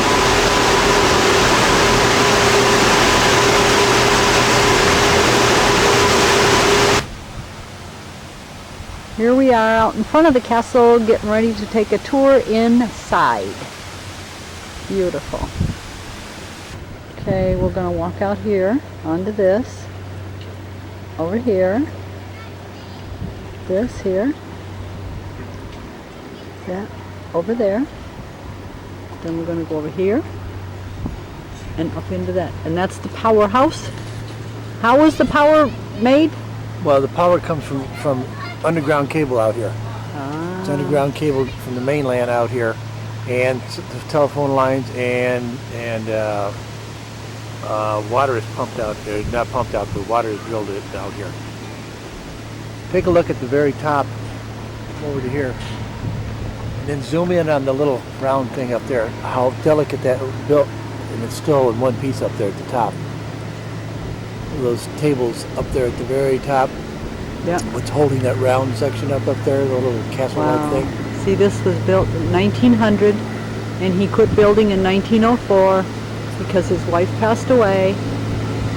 The island, he bought the island from a man by the name of E.K. Hart, spelled H-A-R-T, but he changed it, and he changed a little bit of the sculpture around the edge of the island to make it in the shape of a heart in honor of his wife Louise.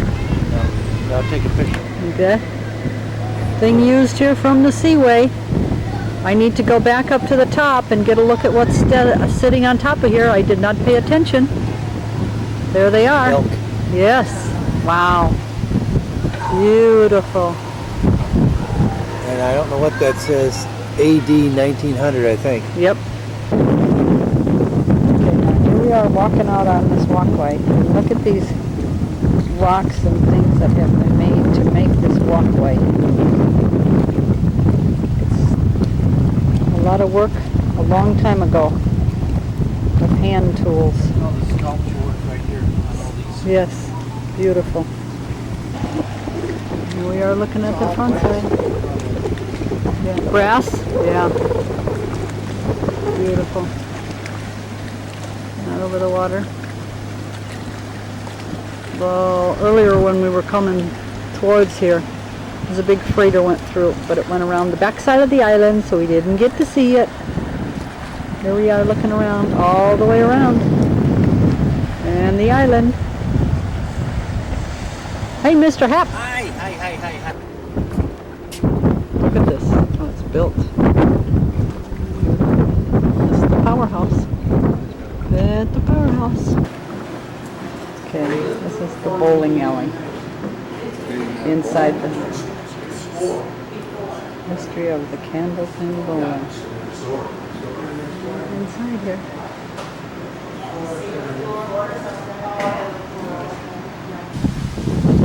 So not only did it serve as the powerhouse, this was also the children's playhouse. The bowling alley and the rooms and things that were in there. A portion of it's closed off because they're restoring it and working on it. That's it. A little gazebo that looks out over the seaway. There's two bowling alleys. Okay, so this was no portion of the powerhouse. We just walked out the doorway and there's a sign. It was just the children's playhouse. The children's playhouse with two separate bowling alleys in it. Yes, and playrooms and stuff. Okay. And a tower and... Okay, we start there, we go up there. As you can see, there's little flower places here with hearts in them. Okay. We go, up we go, up we go, up we go, up we go. There we go. Bolt Castle. Okay, this is the powerhouse, which was completed and built before they even started on the castle. It cost $40,000 to build it. The tower was planned, and Mr. Bolt learned he got this clock up here.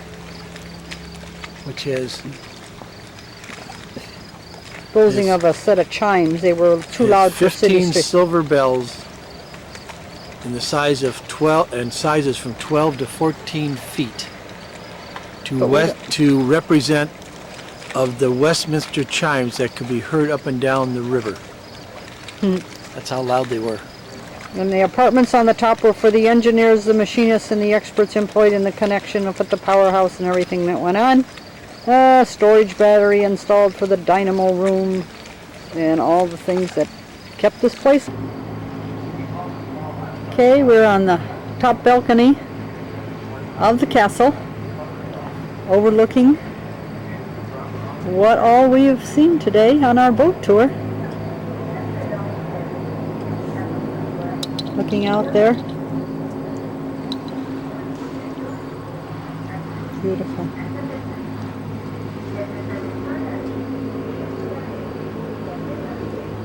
Quite the view all the way around. And here we are, the castle. And there's the doorway.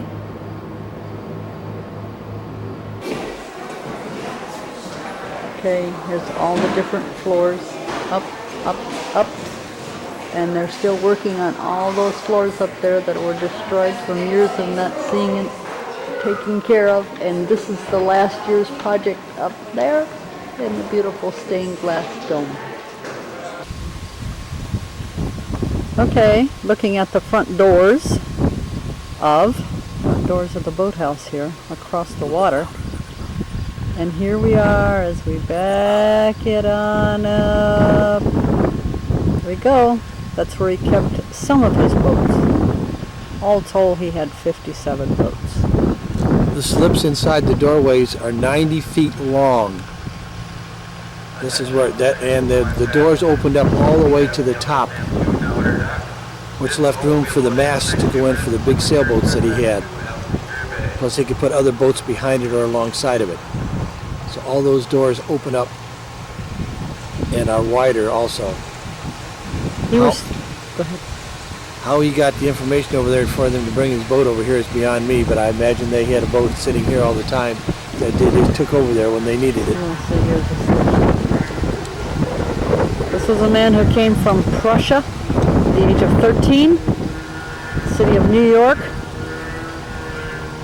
He did various kinds of jobs, restaurants, etc.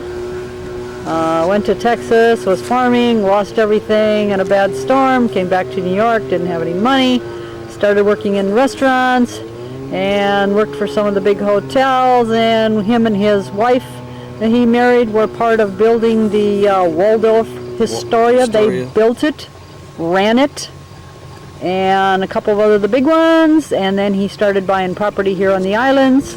The island that we're staying on is Wellesby Island, and he had a huge farm there because they needed fresh fruits and vegetables, etc., meats and things for the hotels, and he wanted the best, so he had a farm that provided that. And he ended up purchasing 3,000 acres of the islands up here. And one of the islands is the island that we're camped on, and that was the one where the farm was at.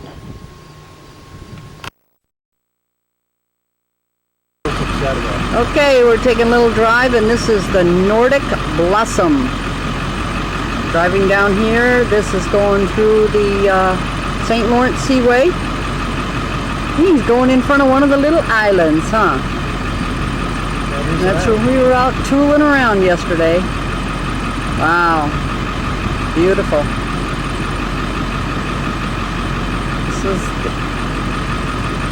This is we're on the island, Wellesby Island, and this is.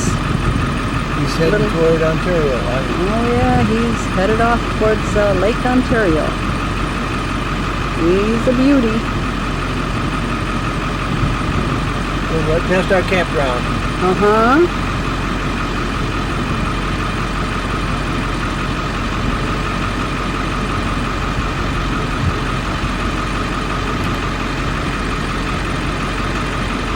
Pretty high in the water.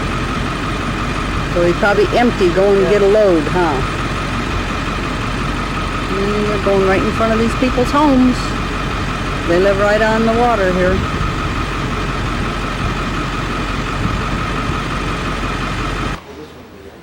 Okay, we're inside the boat castle and yacht house.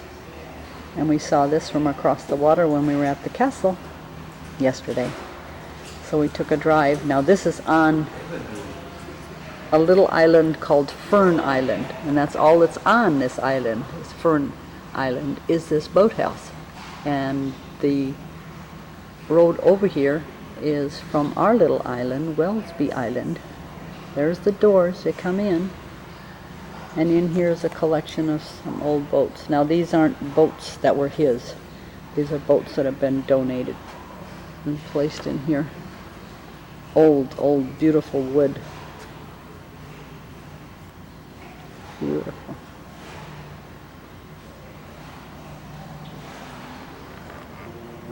This was his personal boat called the Senior. And up here was a boat that they would take people out on. And it is being restored and soon will be available for people to take a scenic tour of it. But it has to be pushed like a barge. This boat here is the PDQ, pretty damn quick. Was owned by George C. Bolt and often driven by his daughter Louise. Was one of the fastest boats on the river. Her original engine was 24 horsepower. Engine built in Syracuse and found on the Ford family estate on Long Island. Her top speed would have been about 20 miles per hour. Here we are inside of the boat. PDQ. The Canadian Perception. Anyway, we're down here at the other part of the end of the island. We're just about a mile down from our campground right now. There's the lighthouse. Now this puppy's a little loaded because I don't see her belly, the orange on the bottom, so she must be full. Going in front of the lighthouse now. And this is a tanker. No, this is a freighter.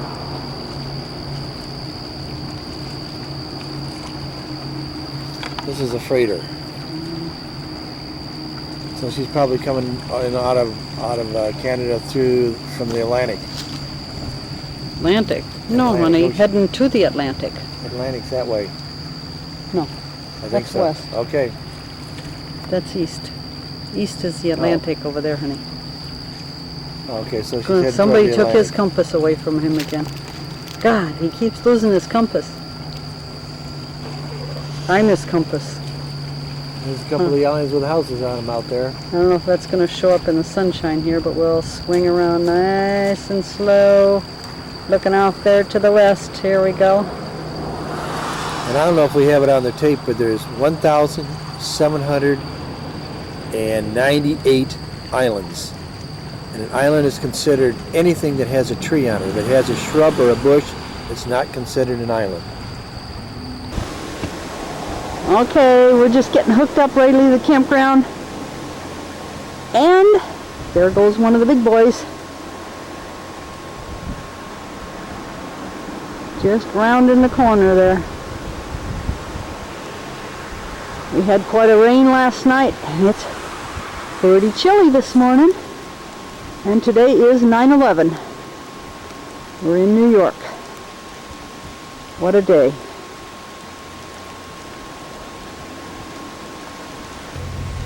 There goes one of the little guys.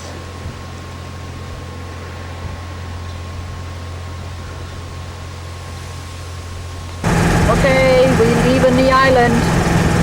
We've lived for 6 days on Millionaire's Row, one of the islands, Wellsby.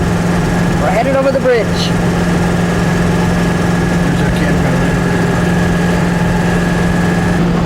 There comes another freighter.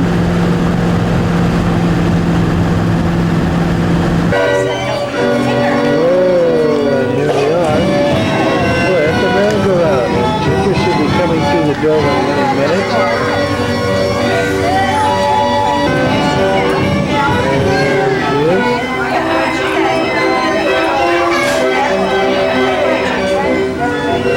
She's gonna go find her a place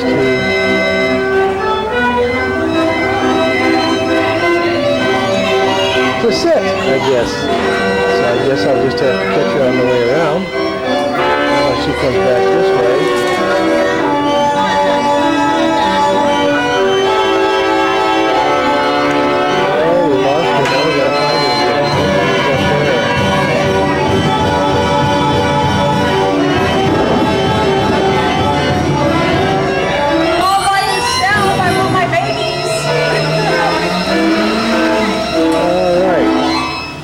Something Karen had told us about. It's just here.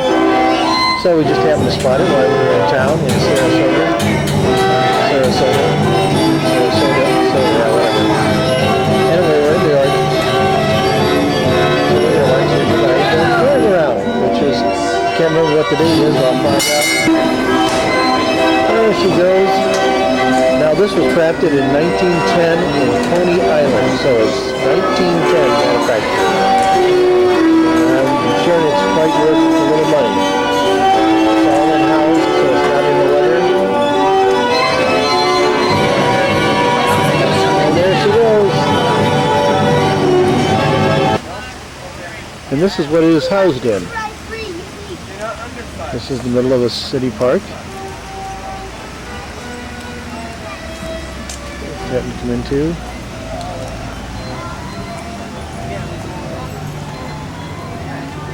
And there's some of our favorite ducks. More ducks. Little stream going through here. Nice little park. Nice little park.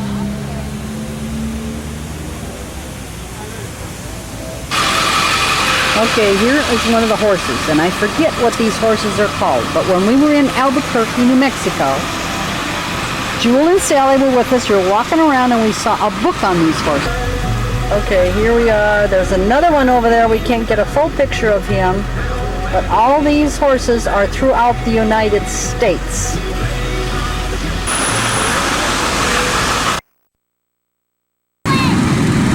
Okay, we are in Glens Falls, New York, and we are attending the opening of the Adirondack Balloon Festival. And this is the first one. They're blowing up. There's supposed to be about 12 of them taking off in a little while. Okay? I saw it go up. I just sent another one up. Now he's talking little bitty balloons. They're checking the wind, I guess. Right. Okay, there goes the second one. They just started putting it together.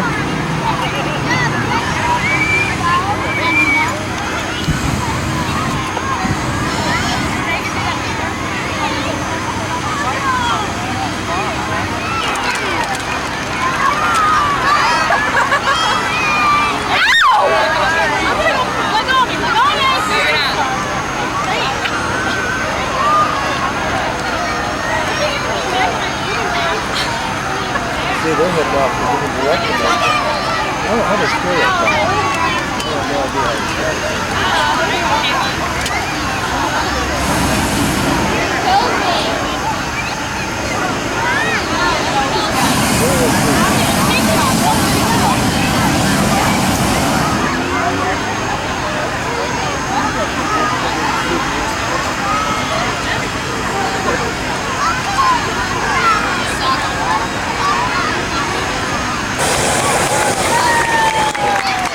There's the second one. Now this guy's in here by himself. Yeah.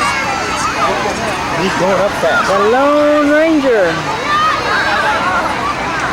That's a fast.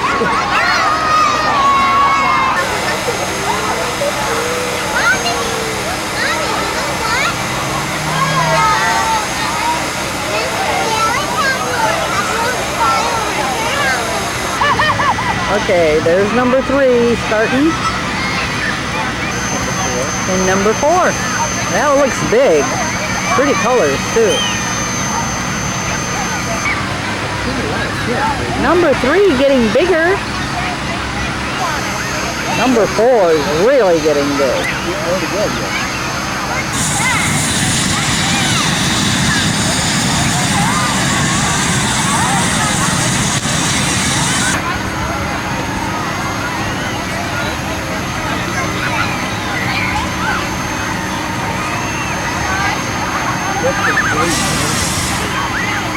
First and second.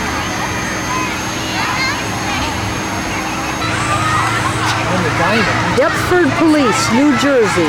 First and finest. Oh, now I see the end. There they go.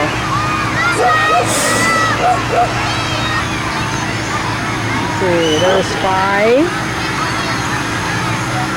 Over here we got 6. Looks like a strawberry.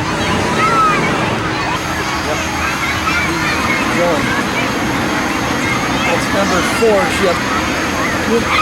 Number 4 ship's on the way. Number.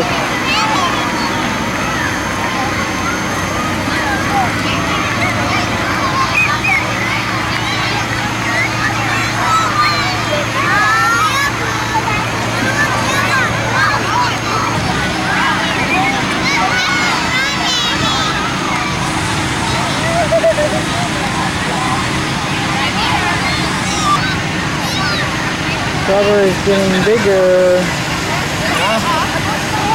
But the strawberry's getting bigger.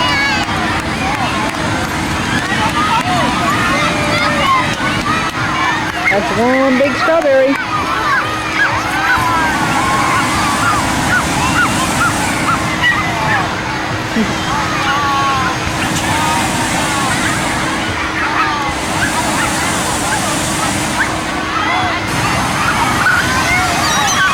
There's 5.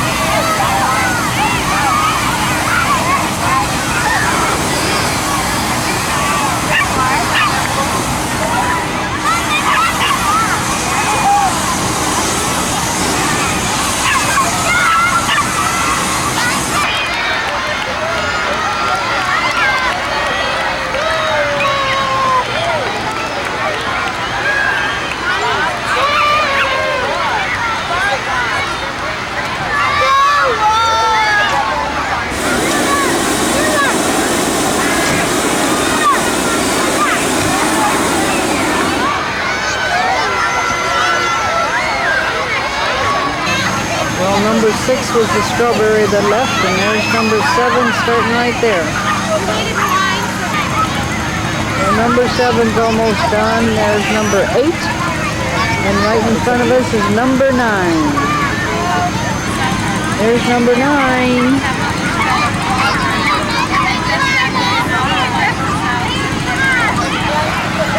Number 10.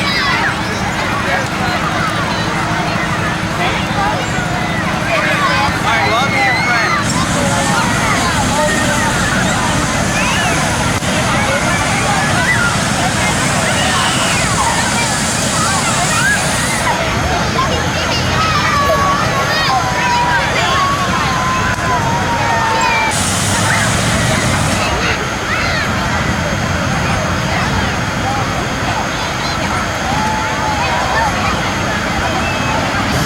Look at this little gun.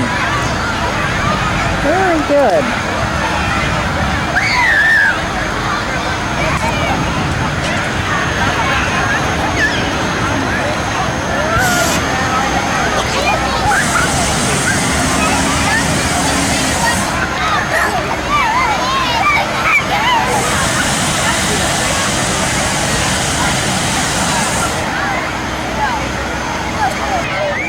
Now we can see the little one in front of the 2 big ones. Those there are even different sizes.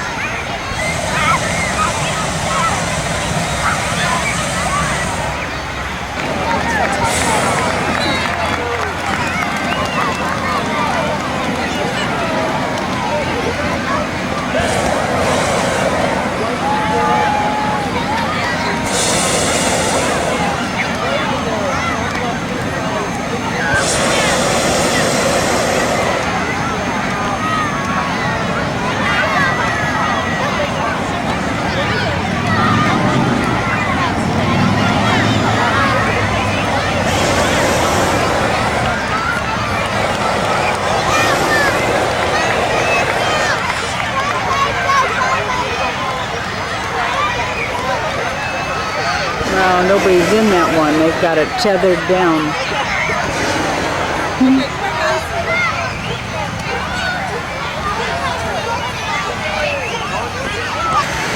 Okay, there goes number 11. I thought I read in the paper that there were going to be 12 of them that were going to take off from here, so we're getting there.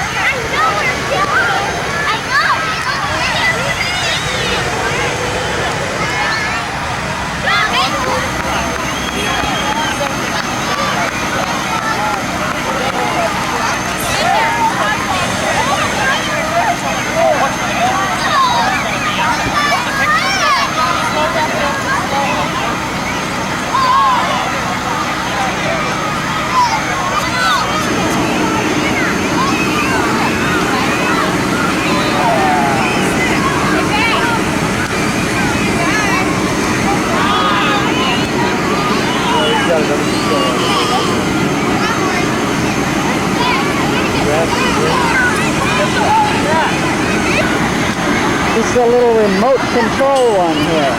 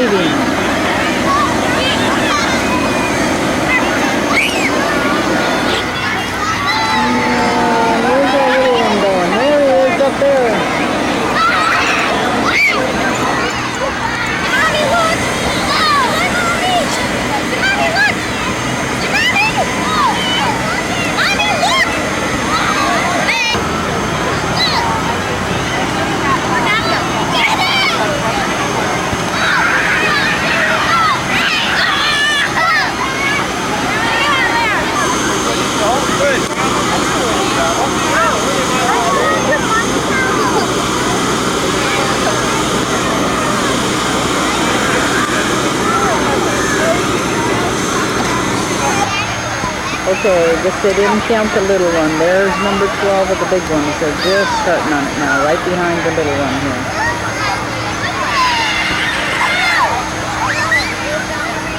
And it looks like that one over there is going to get ready to take off.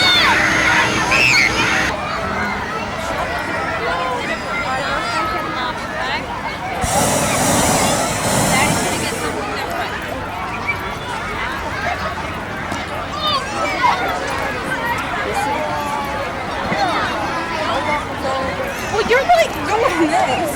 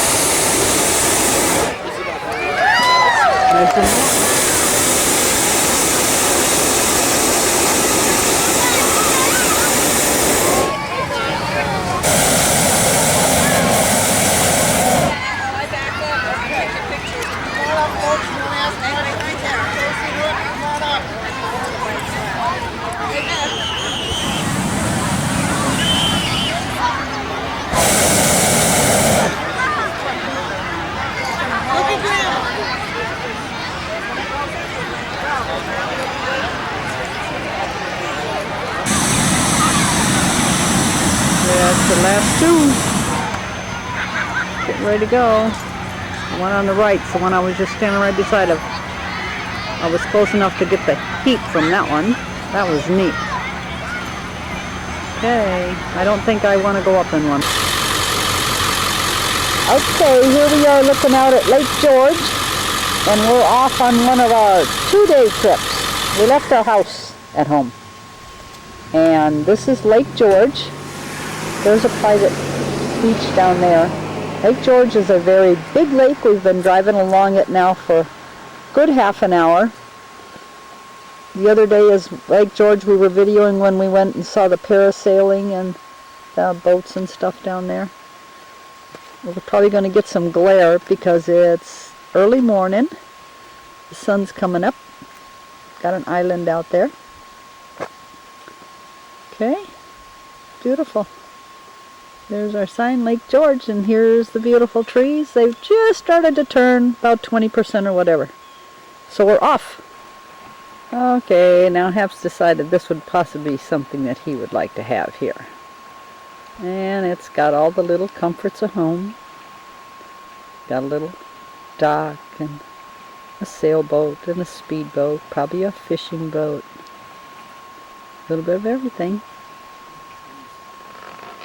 Historic Lake George here. The natural route by water and portage between St. Lawrence River and the Hudson River created Lake George. It was, let's see, 1646, and then they changed the name by 1755, and of course it went through all the French and the Indian and the wars, etc. Castle over the right. Okay. We're crossing over the water, and this is Crown Point. Crown Point, New York, and on the other side of the water is Vermont.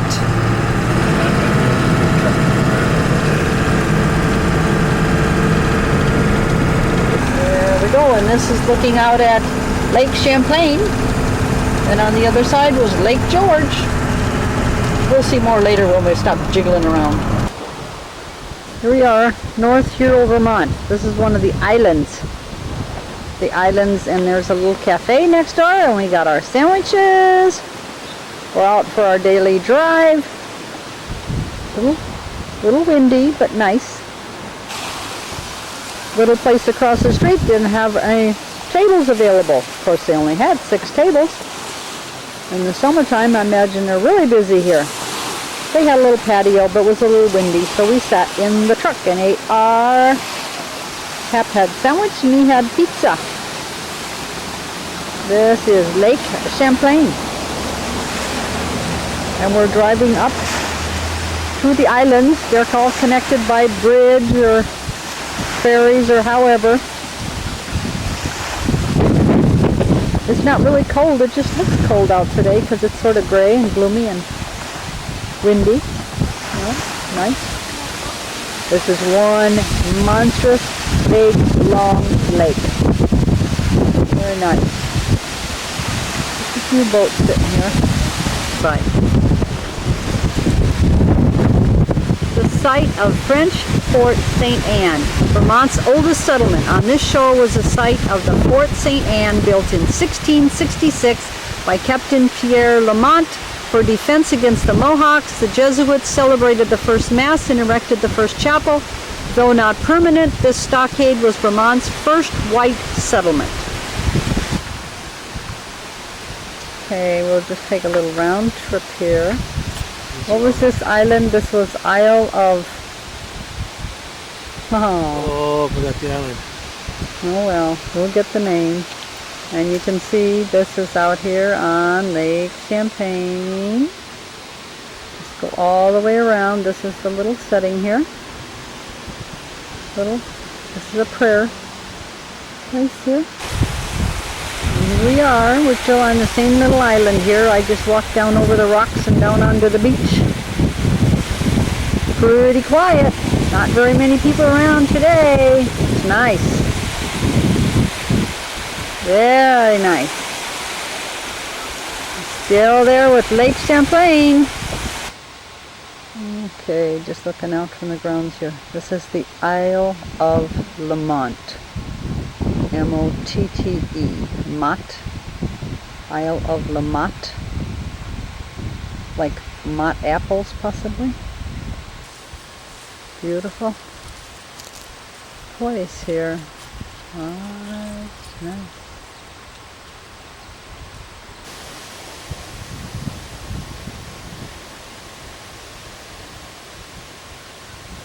The statue that was saved and brought in here from a place that burned. It's huge. In 1904, when the building burned,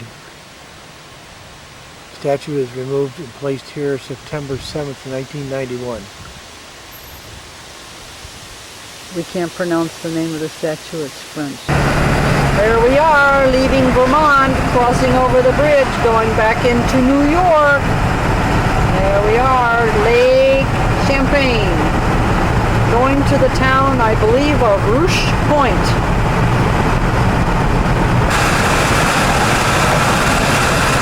Old fort over there.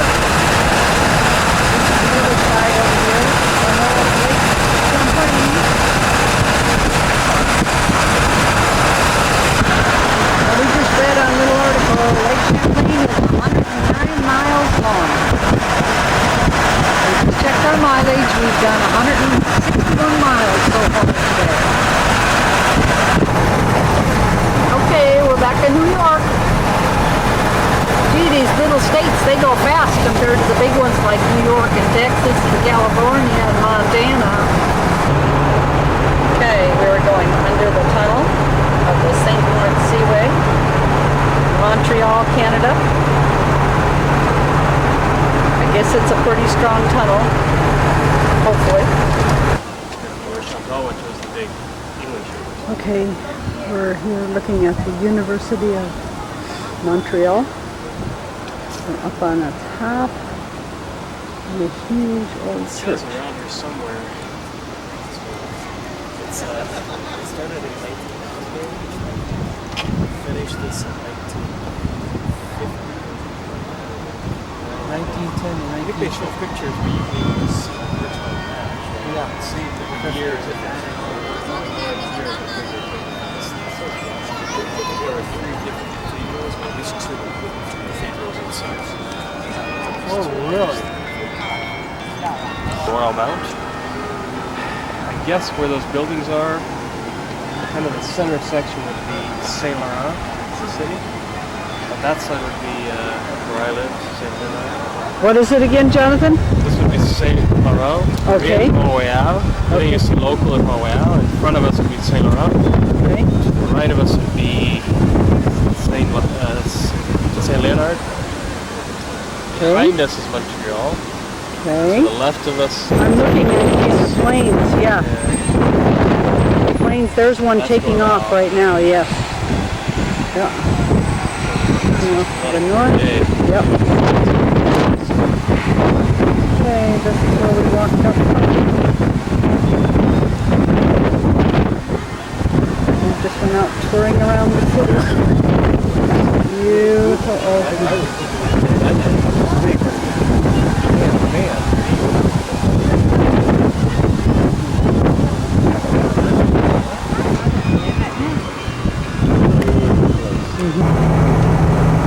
And here we are traveling down the road, going further east on Route 4, and there's the little town of Rutland.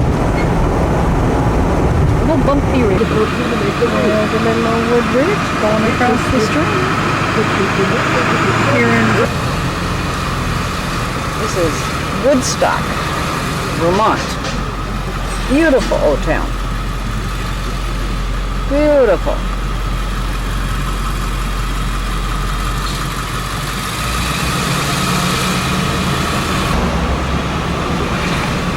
Super Bowl, it's been way too long. Right here. And there's a little wooden bridge down there. Calfsville it is. Vermont. And sheep. Look at all the cows. To qualified buyers, so make it a warm winter with your own spa from Squeegee Gorge. I guess that's what this is. How you pronounce it. Anyhow, we're having to walk up here and see what it's all about. It's supposed to be the little Grand Canyon of the East. Very pretty. Very pretty. Now, I can't imagine how to pronounce the name of the river that's down here. I think there's about 26 letters in it. It's probably some Indian name. Wow. 162 feet down there. Very pretty.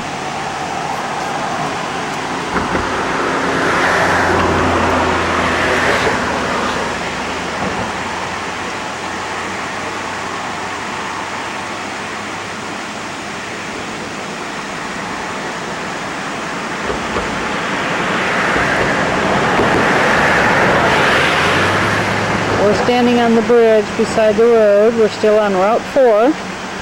And in a few miles we will be in the state of New Hampshire.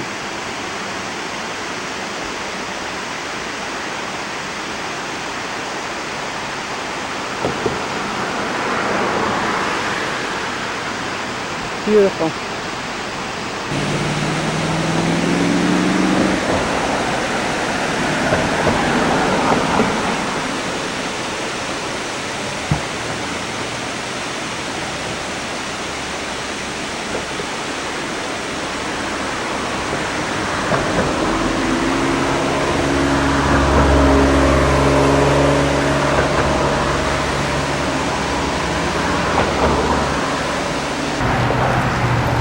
Okay, there's a beehive, and we were just inside this shop that had all kinds of products, jams, jellies, maple syrup, all that good stuff.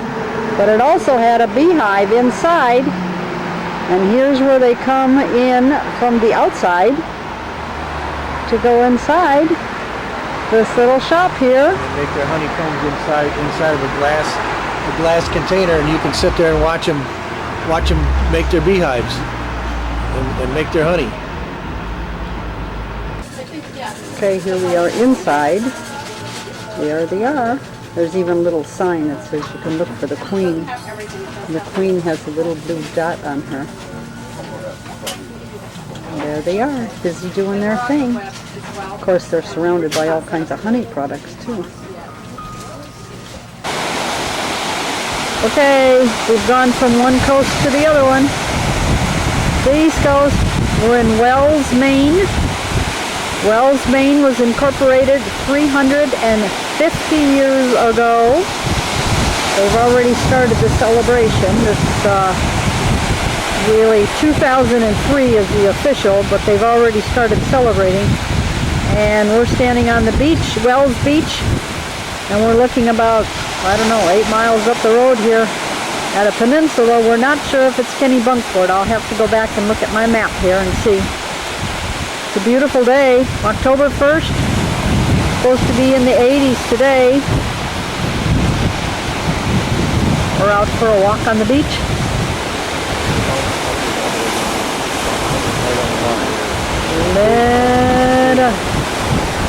See all kinds of homes in the water. And up there, the tide comes all the way up to just about where they're at because the sand is all wet where the tide comes in. So, of course, all these people here along the beach. Okay, now we're looking off to the south. See, it's not very crowded at this time of the year. It's beautiful. I imagine the summertime would get pretty crowded here. There's a lot of motels and hotels and campgrounds. This is a nice time to be here. Very pretty. Very pretty.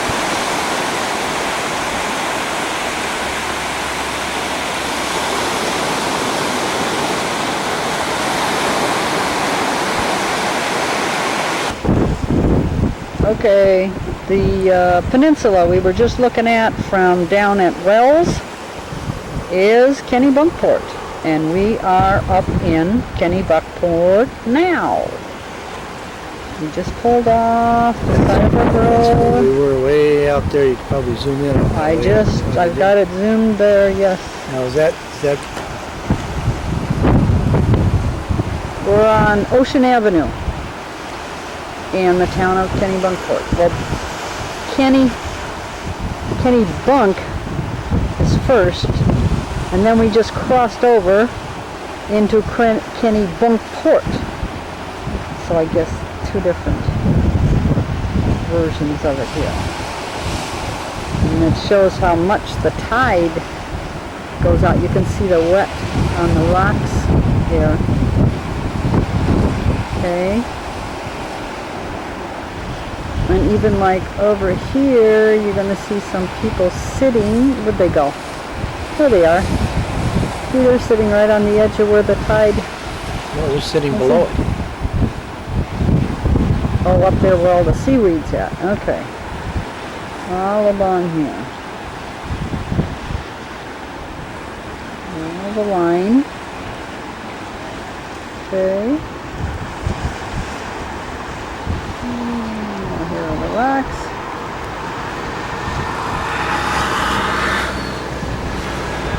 And here's one of the locals sitting there. Like, yes, I belong here. This is my spot. And I'm just enjoying the day.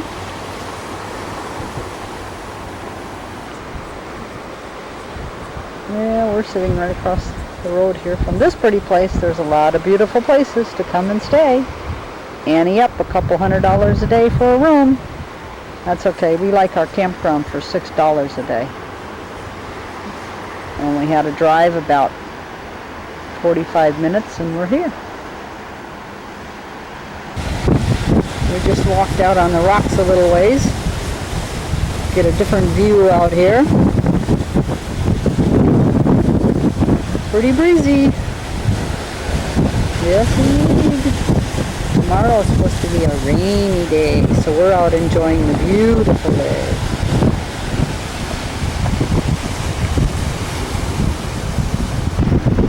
Okay, looking off to the right now. Look at all the seaweed that comes in.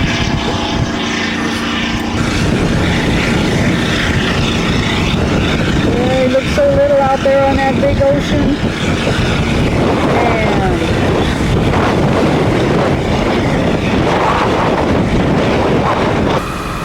Okay, these are neighbors of the Bushes. We're driving by here because we're just getting ready to round the corner up here someplace to the Kenny Bunkport estate here. I was just talking to some people and they said that the Bushes family purchased this buku 100 whatever years ago, and that it was bought for $800. Is that not unreal?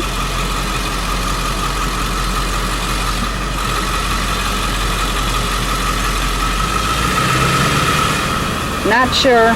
I understand we get up here, all it's going to be is a bunch of buses, tour buses. Beautiful big old houses though, aren't they? I don't know, that possibly could be. We'll just keep taking pretty pictures.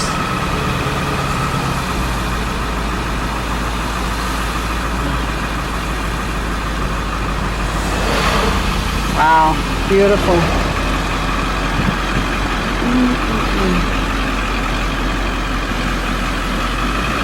I don't know if that's it or not. We'll find out. Oh, so there. Ginger, back door's open. Okay. That's it. Beautiful, huh? Black car sitting there.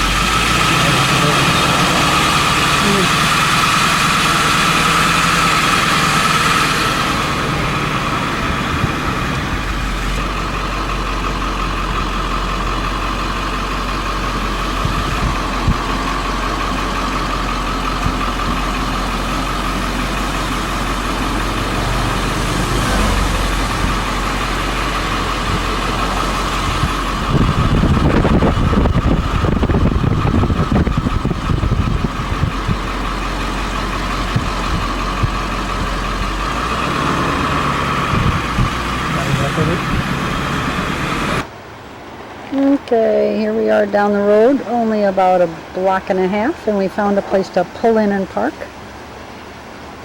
Let's take a view of it all here. And we're going to walk back down and take a better view.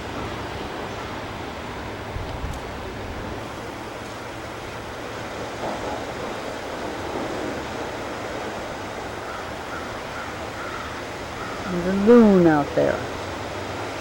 He's just flapping his wings.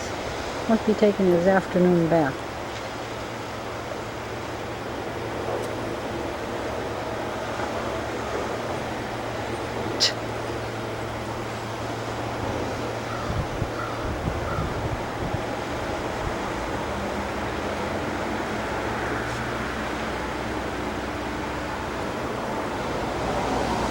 Oh, he's putting on quite a show. Look at him flapping his wings and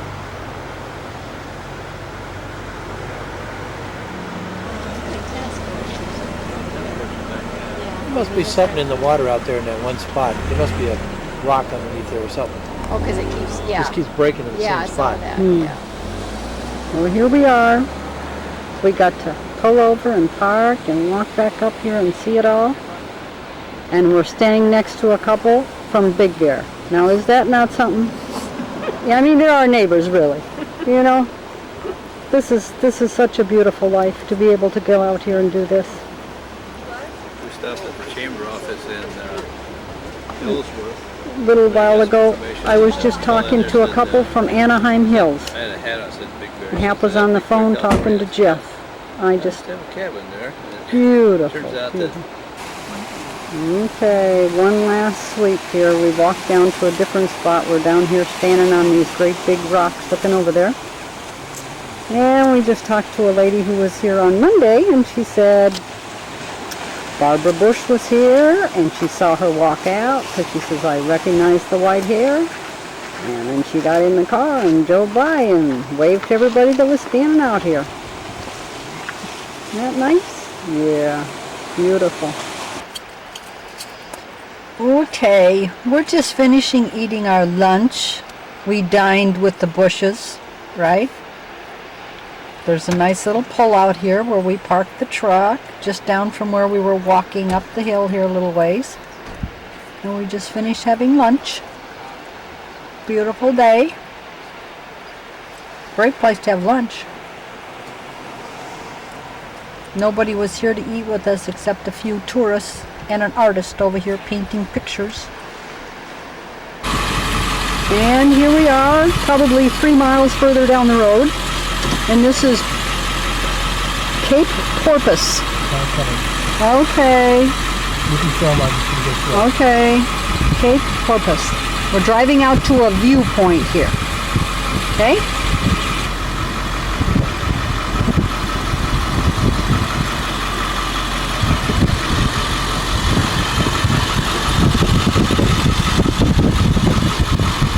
We're at the same place. We're driving up here a little bit further to the viewpoint.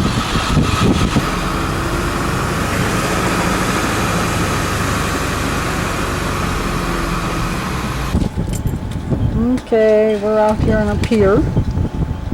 Gonna take a look. 1782. Okay, this is Goat Island. We were still with the islands. I think the Haps have a fascination for islands. Maybe that's where we're going to end up someday, on an island. Love the water, love the islands. This is here at Cape Porpoise. Let's just take a little slow view here of the rest of it out there. The island. Island. Out there.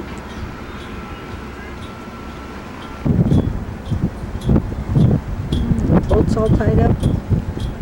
Now I believe, because I saw a sign back there that said lobsters, and they ship them anywhere, so I would say a lot of these boats is what they do for a living.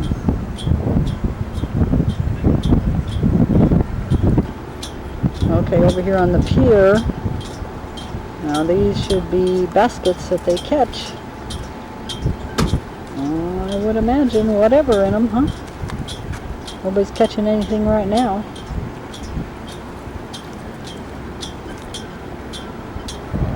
And that is the Cape Porpoise Light.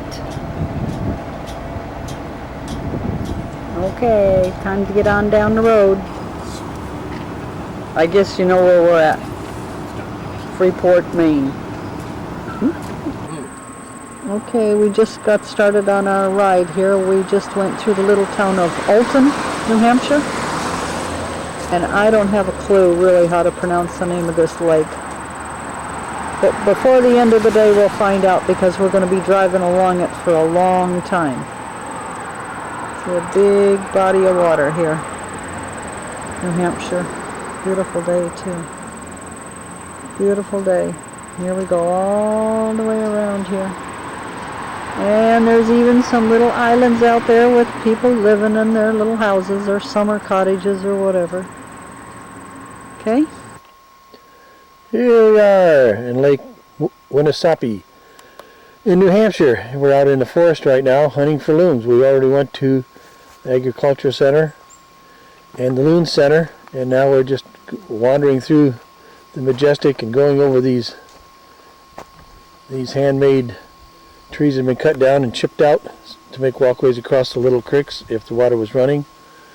And we're in a beautiful forest.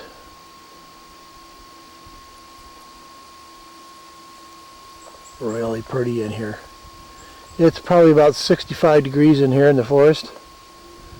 This is actually a game preserve for the loons, and we saw some videos on the loons while we were at the center, and now we're just out here walking around on one of the nature trails.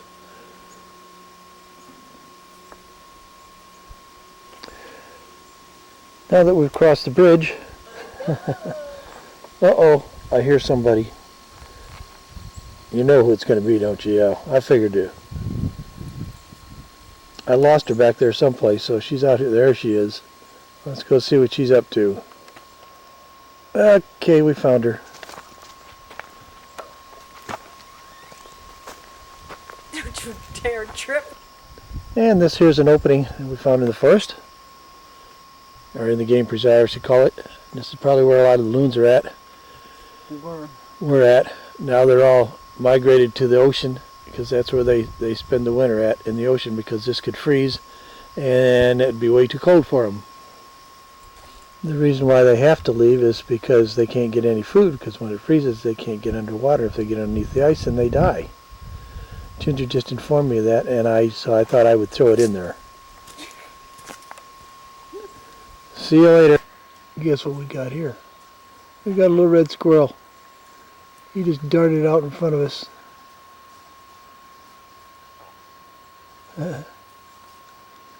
Just a chomping away.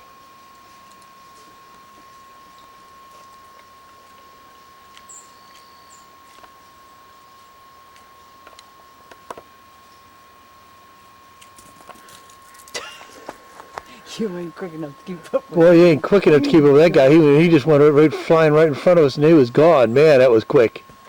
There he goes down the other side. Look at him go.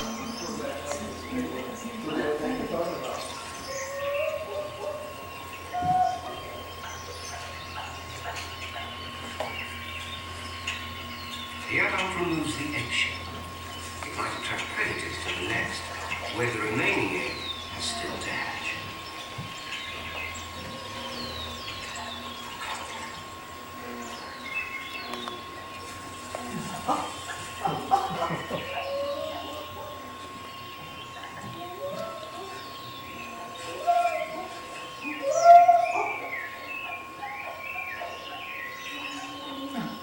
Much better in water than it was on land.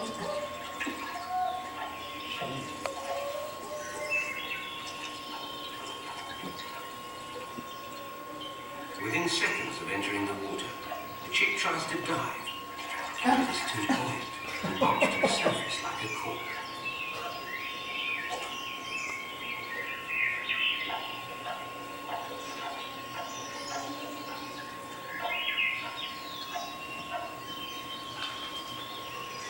The adult pair watch anxiously, like any parents, as their first hatching of the season takes its first swim.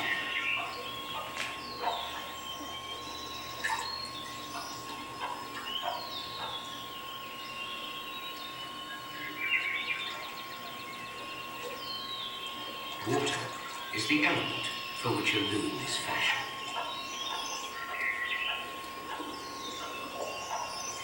If frightened, a loon doesn't take to the air. It will always dive. The torpedo-shaped body cleaves the water like a spear. Webbed feet provide the propulsion, and the tail steers the bird in graceful twists and turns.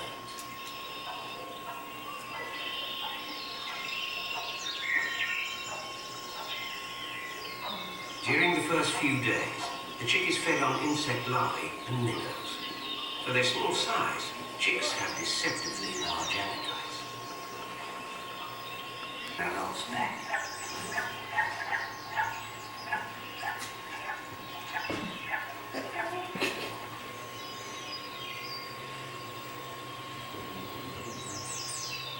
The female has remained behind on the nest, brooding the second egg, which is just beginning to hatch.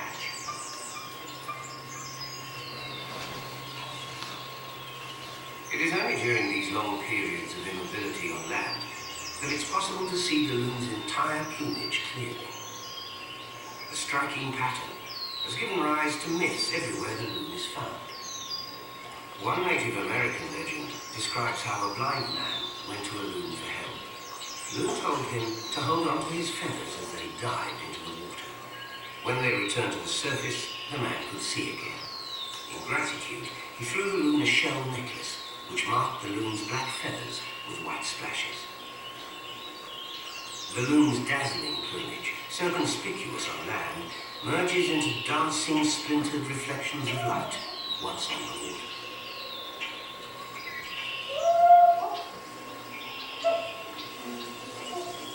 Hatching. At last, this loon family is complete. Again, a few weeks. Young loons do not always reach adulthood. though most chicks that have come this far will at least live through the summer.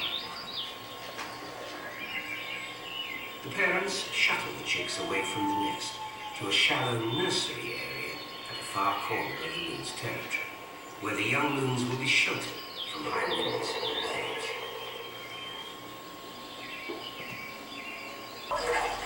As other loons join the group, hoots are replaced by tremolo calls, and the entire party of birds begins to cruise around together. Often the loon tenant of the territory will give a guided tour of his domain. These late summer gatherings continue into September, growing larger all the time. Nobody is quite sure what purpose they serve. Suddenly take on a new urgency.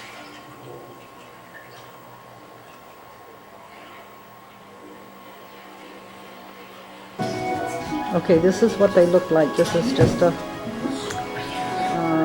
this is the way they look in the summertime. And the male and the female look the same. The only difference is their sounds. Now we'll show you what they look like in the wintertime. Okay, this is what they look like in the wintertime. So they're like a camouflage, That's like juvenile. a brownish. That's juvenile, right? Yeah, but that's what they do in the wintertime. Pretty good size. When they get in the air, they can fly 60 miles an hour. They need a long way to get started, though. Here's another one of the adult in the wintertime, what they look like. And you change all the colors here. These guys were laughing at me because I was watching, because Hap is getting a stem changed on the tire. Okay, now we've had a little history with tires here. We're in the town of Rochester, New Hampshire, and this is a big truck place. And when he came in, took the tire here to get a different kind of stem on it, so it's easier to put air in the tire. So at one time, we had 5 guys standing around this tire. Now they put the stem on, but I'm not quite sure now what's holding up the process here. But somebody made a comment and says, how many guys does it take to change a tire? Well, we'll see down the road how well this thing stays together here. Passing through this little town here, and there are so many of these huge rock homes, beautiful homes. We're near Roundout, Accord, New York. Accord, New York. And this is Rosen something or other. Okay, we're in Accord, Roundout Valley campgrounds, out for a walk. We've had 2 hard days of rain, probably totaled anywhere between 5 and 6 inches. And of course what's growing is mushrooms in this one spot we just walked by. So we're stopping to take a look at them. Now this guy's a pretty good size. He's probably about 4 or 5 inches tall, huh? Yeah. This one here is really colorful. That one there is probably a good 8 or 9 inches tall. Now these have all grown, of course, in the last couple of days. See something? Here's a couple more in a park spot over here.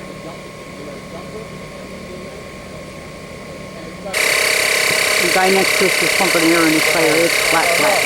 Anyhow, here's some little bitty brown ones. There's quite a variety here in this one area. Okay, here we are outside a little bit later today, and look at the Canadians. Now this is a pretty fancy formation. Yeah. Yeah, this is aerodynamic here. You notice how when they shift position, they'll come in lower and then they'll come up into the... Yeah. See, we've been seeing them up at that cornfield when we went by there a couple of days. A while ago and look at this. In that cornfield. This is unbelievable. We are south of Accord, New York, and this is what we're looking at, is the Hudson Valley. And today is a beautiful day. We just took a ride. This is Route 4455. And tomorrow morning, early in the morning, we're going to be on it heading over to the KOA campground, because we're going to go take a day trip into New York City. Bus tour. This is the beautiful Hudson Valley. We had 2 spots we pulled out where we were gonna pull out rather, where there were a lot of cars parked because there's a lot of hikers out. Today is Columbus Day. Of course, a lot of people off work.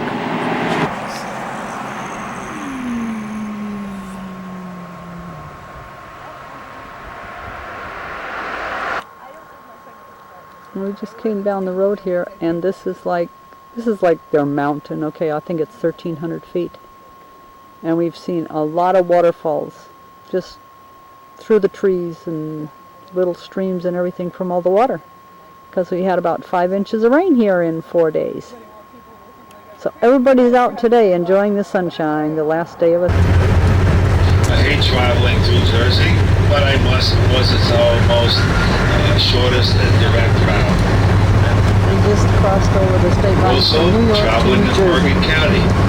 Bergen County is one of the last counties that still has the blue law on the books, which means all stores are closed on Sunday except perishables. Now, 287. And in the afternoon, this tube exits the city because that's the needs of the traffic in the afternoon. So it's in constant change, back and forth.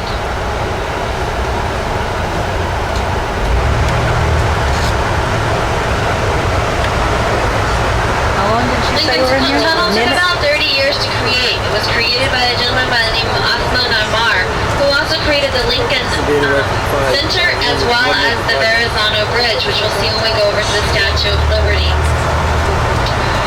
Lincoln Tunnel also has air vents located at the top. These air vents extract the polluted air and bring in fresh air every single minute. They say that if you were to travel through the Lincoln Tunnel without these air vents, dun, dun, dun, you would die. How's that for drama first thing in the morning? Also located on the left-hand side of the Lincoln Tunnel are TV cameras. These TV cameras extract that was the air vents. The TV cameras watch the flow of the traffic. And located on the other side of each of the tunnels are police vehicles. These cars watch the flow of the traffic from these TV cameras. In the event that you are caught speeding through the Lincoln Tunnel, or your vehicle is caught switching lanes, which is illegal to do inside the Lincoln Tunnel, police officers are happily awaiting on the other side with a nice fat ticket for your vehicle as you exit the tunnel. They'll happily pull you over and give you that ticket. However, in the event that you're traveling through the Lincoln Tunnel and you break down, or in the event that your vehicle collides with another one, you have an accident, what's going to happen? Well, it's going to block up traffic into New York City and into New Jersey for, a couple of hours at least. So, compliments to the New Jersey-New York Port Authority. They have provided tow trucks to come in from the opposite side of the tunnel. They allow the traffic in front of your vehicle to be removed, then they come in and remove your vehicle immediately.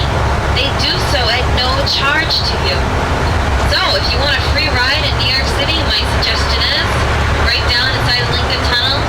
But keep in mind, you're going to get a little New York and New Jersey attitude if you do so, because they're not happy about having to wait in traffic. This currently is traveling underneath the Hudson River. We're going anywhere from 60 to 90 feet underneath the Hudson River. There's your answer. Yep. 60 to 90 feet under the river. Yep. Very good question.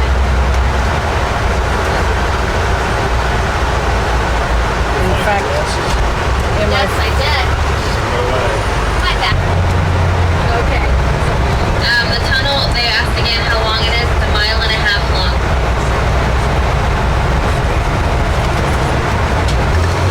Well, I guess they weren't too intimidated by that wall, were they?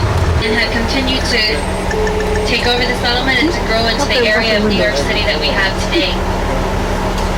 They then established the stock exchange in 1792 when New York City became the huge empire that it did today financially. Hence we have the Empire State Building, and the Empire Apple. You'll see the Intrepid Air and Space Museum time before the school was reopened. You see in front of us on the left-hand side of the bus is the large building that's covered with the blue flag. and it's got the big heart on it with a flag on it. That is where one of the buildings that was damaged in the Twin Towers were destroyed, as well as a few other buildings around there that have still been under repair. Over 16 acres were destroyed, along with the Twin Towers. 3 other buildings were destroyed as well. A total of 5 buildings, and that'll be up here on our left-hand side. This entire area was covered in ash, up to 2 feet sometimes high. So many people that were walking through this area had to walk through that ash to get out of the buildings and out of this area. Ground Zero will be up here on your left-hand side.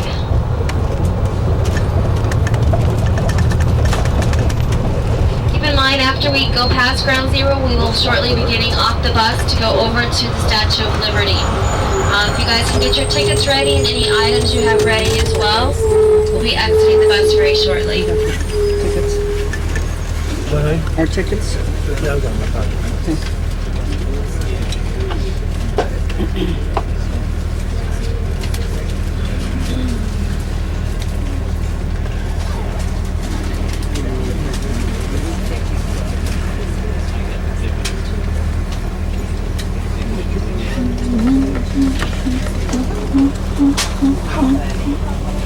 What we're going to do is we're going to exit the bus when we get up here about 3 blocks. When we exit the bus, we're going to go over to the Statue of Liberty. We're going to be back on Liberty Island at 10:55. I currently have it at 9:32. What we're going to do is go over, get the 10 o'clock ferry, meet back at the Statue of Liberty at 10:55.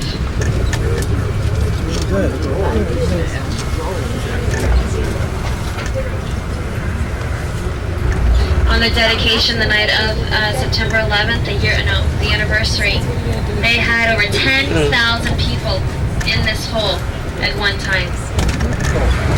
To get the best view, if you're looking at the towers, if you go to the right-hand side, which is the south-hand side, that would be your best view of the Ground Zero. It's this next to this long building with the large black drapery over it. That is probably your best view that you'll get of this area. Because there's a little area I think that they designated to look through. So right on this section right here as we're passing to be your best view. Okay, if you guys look at your items ready to get off the bus, we're going to be going on. Okay, I'm not moving around, but the boat is. We're on the Staten Island Ferry. And there is the Statue of Liberty. And it is a beautiful morning. So let's just see if I can hold this a little bit still here.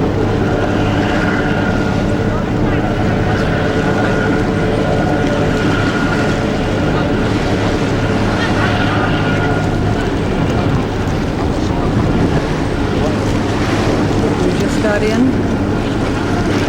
They're getting the ferry loaded up. Take us out to Ellis Island, I believe.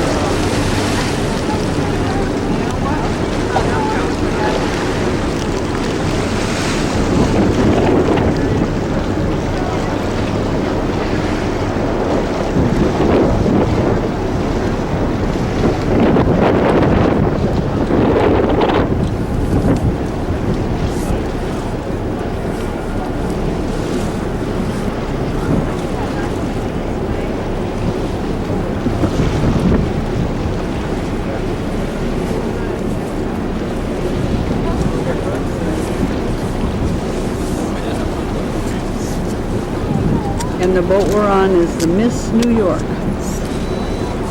And we're going to take a big... Here we go.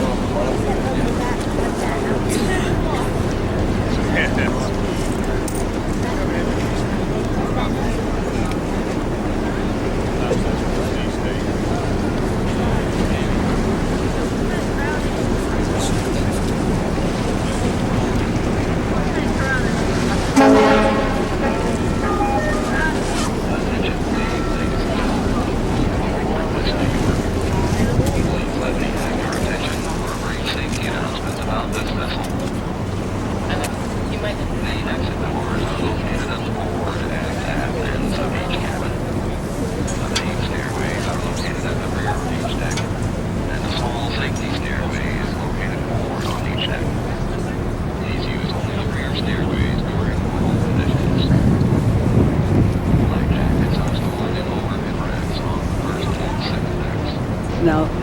Manhattan Island, they said, is 12 miles long and about 2 miles wide.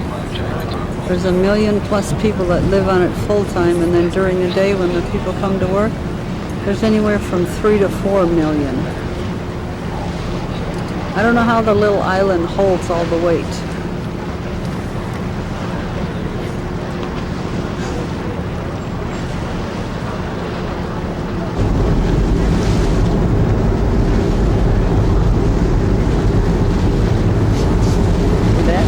Staten Island Ferry. How about that?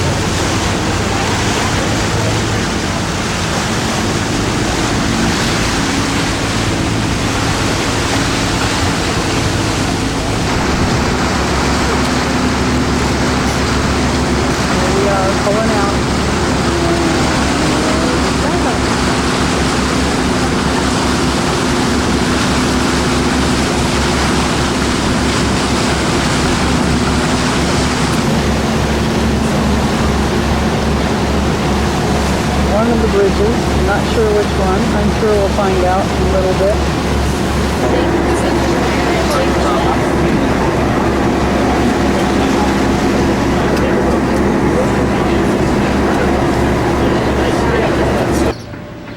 Okay, we're standing in here. We're on the island now with the Statue of Liberty.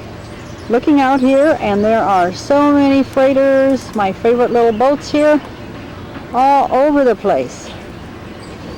All over the place. So we'll just take a little view here and get around the other. Okay, we've got a flag and we have the statue. Beautiful.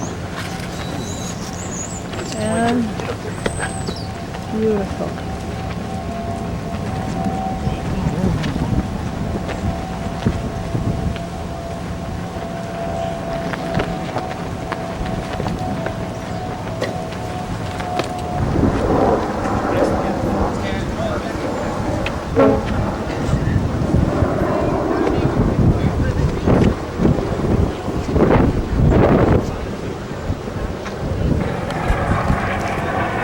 This is where the towers used to sit, right here, the Twin Towers, right behind, right in this space right here, as you can tell by where Ginger is pointing to. Except we have somebody in the way. There she is pointing to right there. That's where the towers are at. This is a good shot.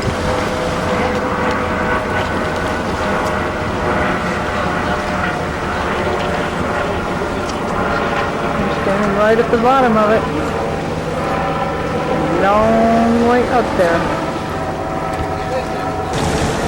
Okay, here we go. The Empire State Building. Up here. Now, which buildings was it to have the Twin Towers? Twin Towers to the one with the square, little short with a square green top. Okay. You're right behind that to the right right there. Okay. So then off to the right are the two taller buildings. And in the middle, the one with the square top, the dark top on it, right? Yeah. Okay. Green top. Okay. Okay. Right in that hole right there. That's where the Twin Towers used to be.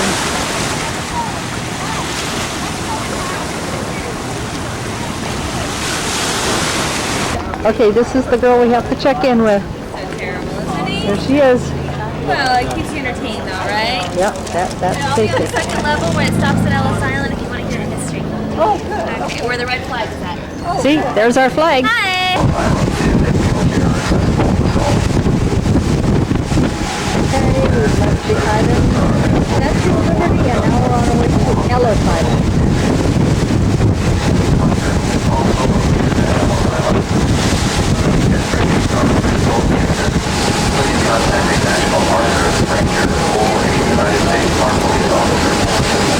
Or the bridges.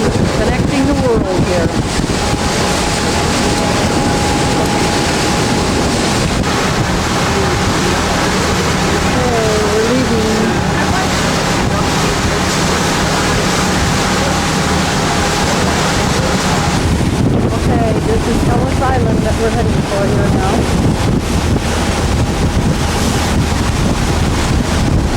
So the museum would take about 2 or 3 hours to go through. We would have to decide that we would want to do by ourselves. There's not enough hours in the day that we have today.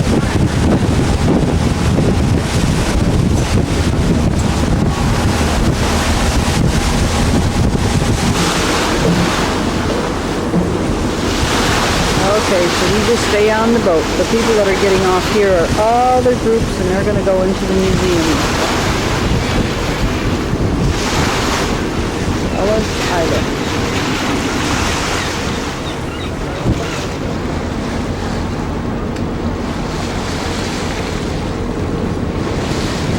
This is where all the immigrants checked in when they came into the United States, right here. That you can ask, and they've got a lot of pictures and stuff in here. There's 3 floors. 3 floors. It took 3 hours to go through it. Well, no. Those acres belong to New Jersey. It first was owned by the Dutch, then the British came through. Then in 1733, Samuel Ellis's family purchased the island and used it for a restaurant for people to come in and out of. Then they used it in 1808 to store Ellis ammunition. Island Museum of Immigration is our stop if you wish to visit Ellis Island. Please make your way down to Gangway. Boats leave Ellis Island for New York City every 30 minutes throughout the day. Battery Park in New York, next and final stop. So I keep on the way home. Alright. Make sure you're still doing it, because maybe you'll get, Well, the fact- not the royal treatment. Well, this is a royal group. They just want the royal treatment.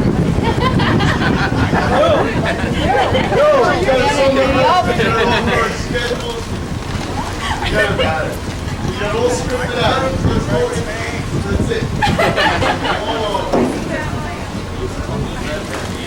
Alright, so as the government took over to use it as the ammunition, enough ammunition on this island to call Manhattan, Brooklyn, and New Jersey. Oh yeah.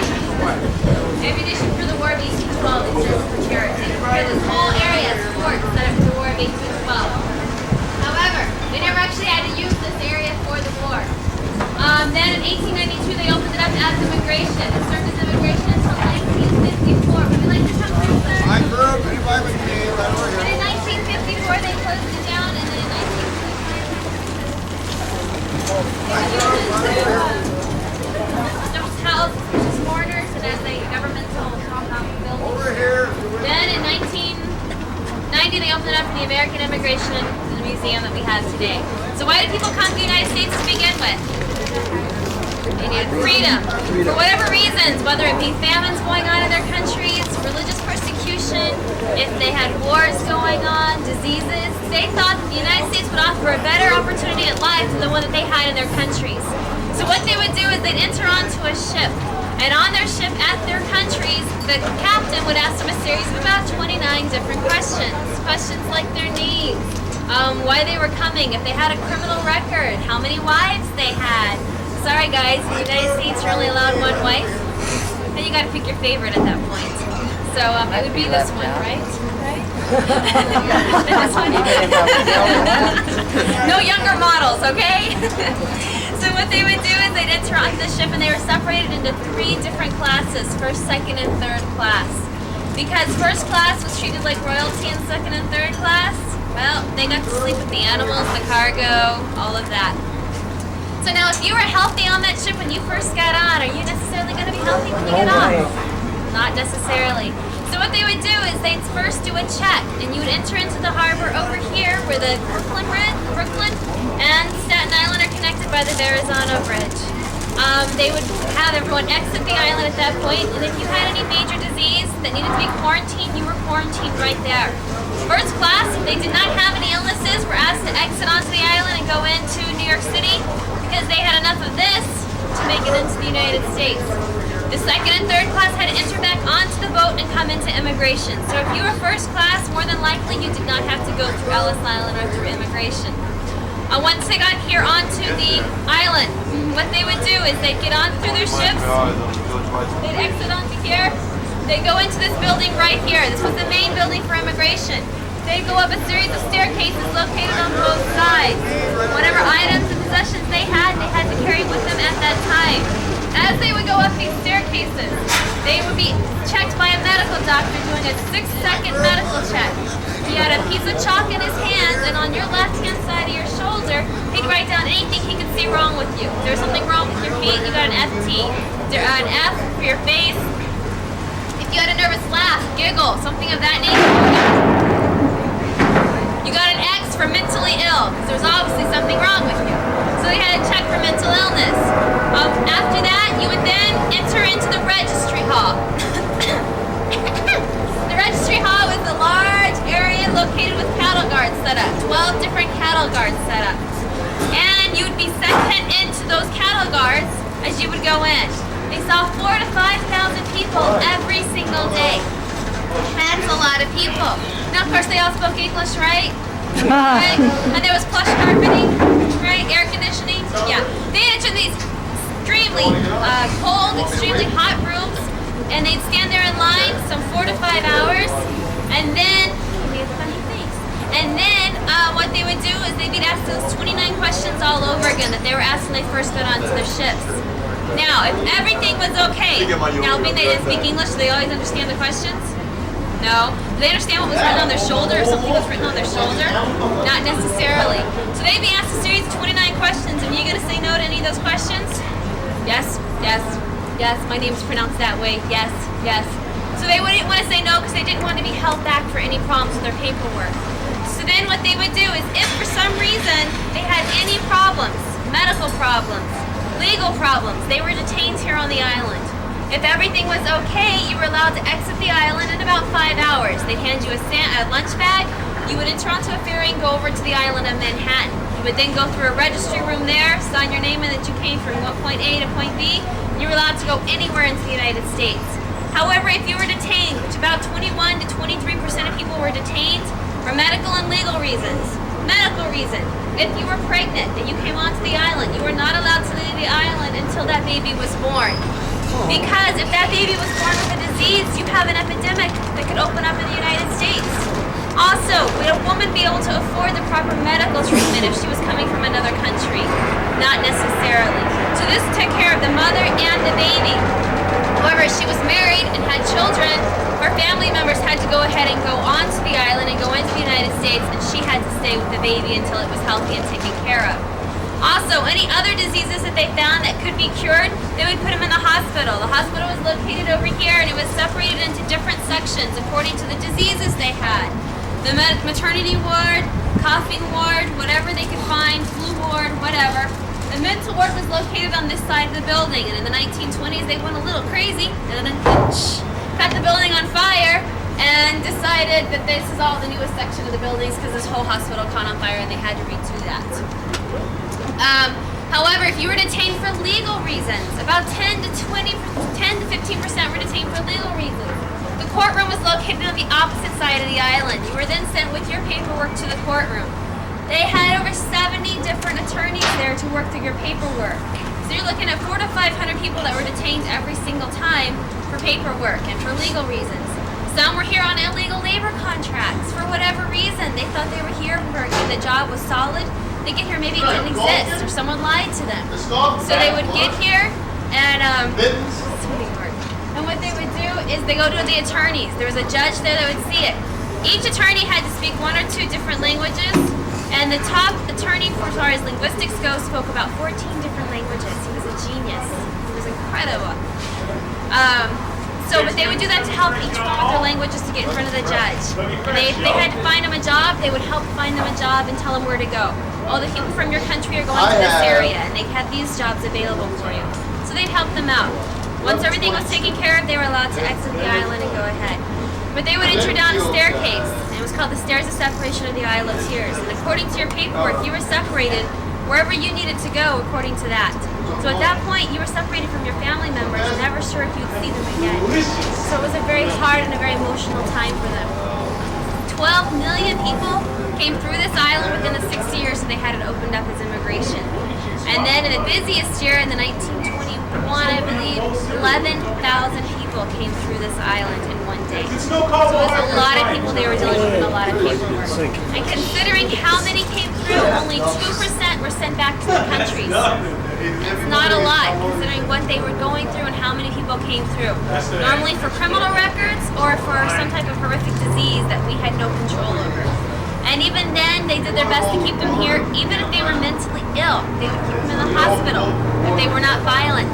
Because at least they could say they come to the United States. And they were terrified of sending them back and having them be treated in a horrible manner for going back if they were sick or ill. So they would do everything they could to keep them here. There's one thing I'm missing. I wish you guys would know that until I say it out loud. If, in the event that your family members went through this process, they could send memos back to you and tell you where to meet your family members if you were separated, but that wasn't always the case. There was also the kissing post. When family members would come over to meet their family members that were coming over, they said you could hear that kissing post and the family members hugging and reuniting throughout the entire hall. And you could hear that above all of the thousands of people in there because it was so incredible and the emotion was so incredible that that's what kept people going, was thinking about meeting their family members on the other side. Immigration was then moved to the U.S. Customs House, which we're going to go past on Battery Park, and then from there it was moved over to the World Trade Center, and now it's moved to Midtown, Uptown area, but what building, I'm not sure exactly where because it's not a permanent one, it's a temporary one. Any questions?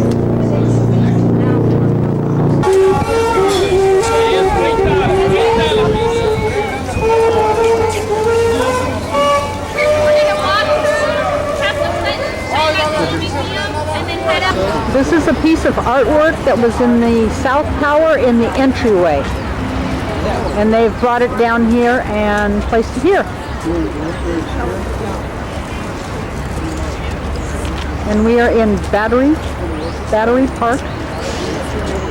Battery Park was at one time where the people came into the South Tower. United States. Down to the Battery Park. Yes. It's on display Right here? All right. Hello. 81-foot steeple for the Trinity Church. It's an Episcopal church that Queen Elizabeth used to visit, all the way down on the left-hand side to the skyscrapers.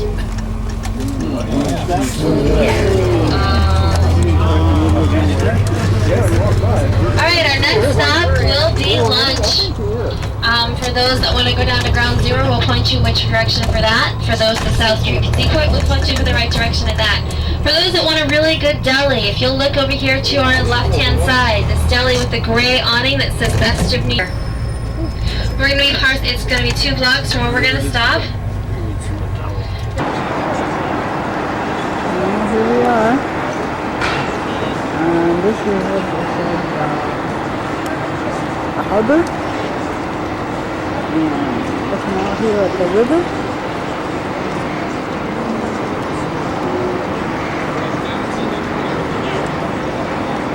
Oh, 3 sailing ships in there. Really? See the 3 masts? There's 1, there's 2, there's 3. Yeah.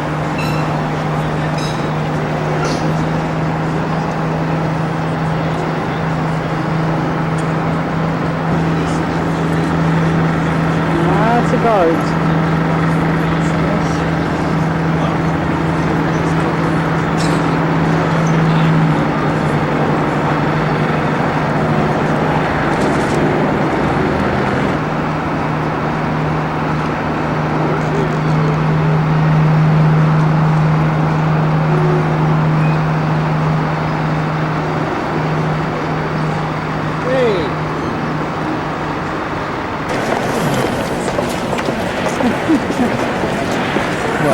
This is the big city here. Oh, yeah. Goes on forever. There's John Street.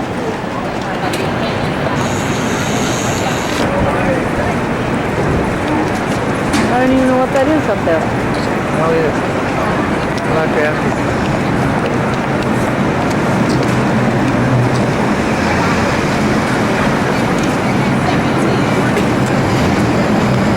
Here we are. Look at it. No parking, so you park on the sidewalk. This is a one-way street here, of course. Look at that. There's Mr. Happ up there. He's worried we're going to miss the bus. going into Chinatown. When the Chinese first moved into, yeah, he better not open his mouth. When the Chinese first moved into to the United States, did they first come to New York?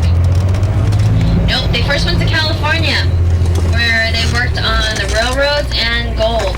That's correct. To the right of us is Confucius Plaza. Confucius Plaza has a statue here of Mr. Confucius and you. We serve you in Chinese, Spanish, and English.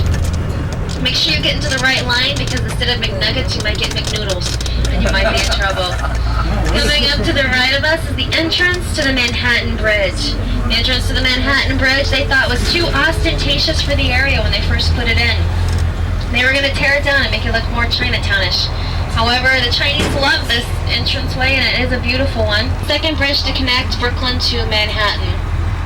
There's also an allegorical bullfight that is located on top of the arch. Bridge, the entrance Just to say the that bridge as we go right across. there. Right now the trees are, the signs are blue. I heard it was like 2 miles square and there's umpteen million people living here and there's 27 banks and 300 different restaurants. Wall-to-wall people. The United States, they had a hard time first adjusting to the culture. They had a hard time adjusting to the English language, so they provided them with groups and teachers. These groups and teachers they were supposed to take, when they first come in the United States, they're asked to take these classes and teaching them how to go ahead and kind of melt into the American culture here. Teaches them English, the history, and basic steps to get along. Here to our right is a truck that's been nicely decorated for us. What do you guys call that? Graffiti. That's right, that's that G word we don't use here in New York City. We like to refer to that as urban artwork. Urban artwork. We decorate our streets with lots of urban artwork apparently. Also, there's another word for like trash. It's a district. The lighting district is where you can find all kinds of chandeliers, lights, fans. They're really pretty, lamps, everything. They're great for bargaining. If you want to purchase an item and you want to get it for a really good price, this is the best place to bargain for those items. And there's Harry Potter. And we are traveling down the Bowery. The Bowery is also known as Poor Man's Broadway. We'll go over to the Bowery Mission very shortly. And this is the Restaurant Equipment District. They have districts for everything. New type of curtains. Newspaper. All day. They said that without that, oh my goodness, without that Bowery Mission, there would not have been, people would have starved to death in this area. 3,000 to 5,000 people were served every single day. That was a lot of people that would have starved if they had not provided that soup kitchen. They still have beds available and areas ready, and it's still a very live mission today. Very known as Soho. They put a fence around the area and they used it to keep out supposedly ones that had the yellow fever epidemic and smallpox. However, the act in the 1920s and 1930s, it's also known as village leukemia. People refer to the village or going to Greenwich, and this is the area they're referring to. This is also the area where Friends is filmed, Will and Grace, Sex and the City's filmed here, and a lot of Seinfeld was filmed in this area. Parades after winning the battles. Today it's opened up for NYU students to come through, get their studying done, have a little park area to go to. It's also host to some of the most famous art galleries and art shows in the world. Many models will come in here and perform different shows, as well as many different designers will have their shows here at NYU or in Washington Square.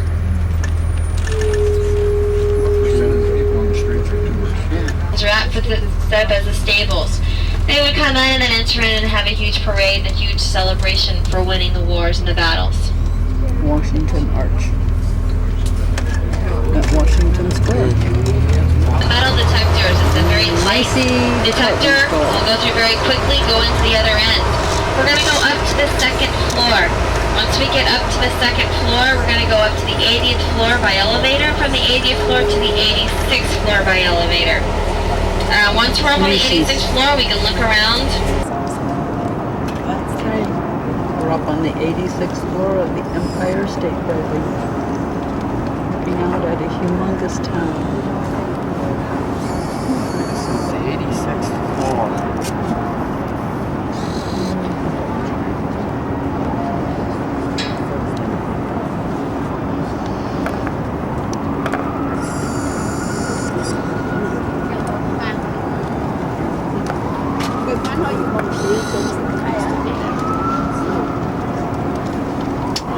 You can see it if you, the airport's out there, Kennedy Airport. There's The the big runway out there. expanse out there. There's the airplanes coming in, you can see them. People on roofs. And that would be the Atlantic Ocean out there. Oh yes. You can see much further. We'll see LaGuardia over here someplace. That's the United Nations building right there.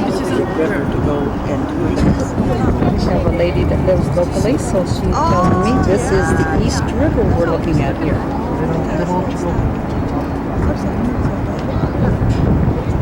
The East River.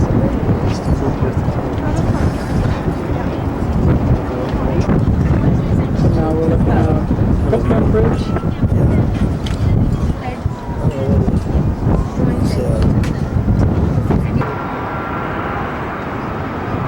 Another view from another direction.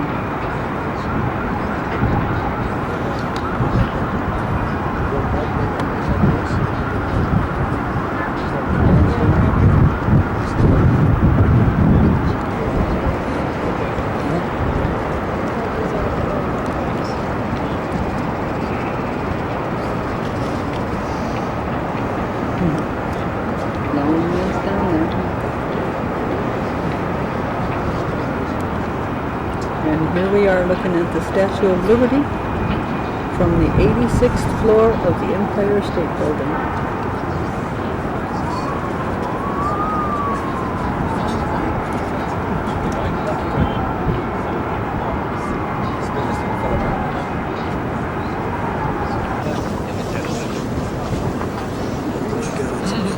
It's amazing.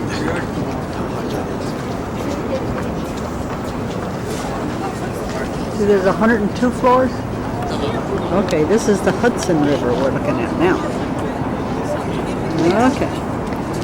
And Times Square is right in front of us, right straight down there. Times Square, right there? Times Square, right down there. Okay. And okay, so we're looking at the state of New Jersey over here on the other side of the Hudson River.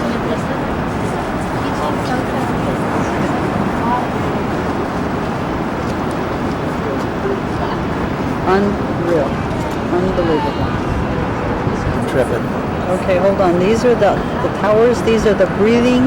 Those are the air vents from the for the tunnel. For the that tunnel. goes under the river. And then it comes out on the other side. And then they're on the other side. Over there. Because if they didn't take the air out of there, people would die going through the tunnel from the fumes of the trucks and the cars, buses, etc. And then USS Intrepid. Intrepid, right? Okay. And that would be the Lincoln Tunnel. With that two-part. Okay, we're looking down on Central Park. Where you see the green grass area down there. You want to go straight up, that's Washington Bridge out there. Okay.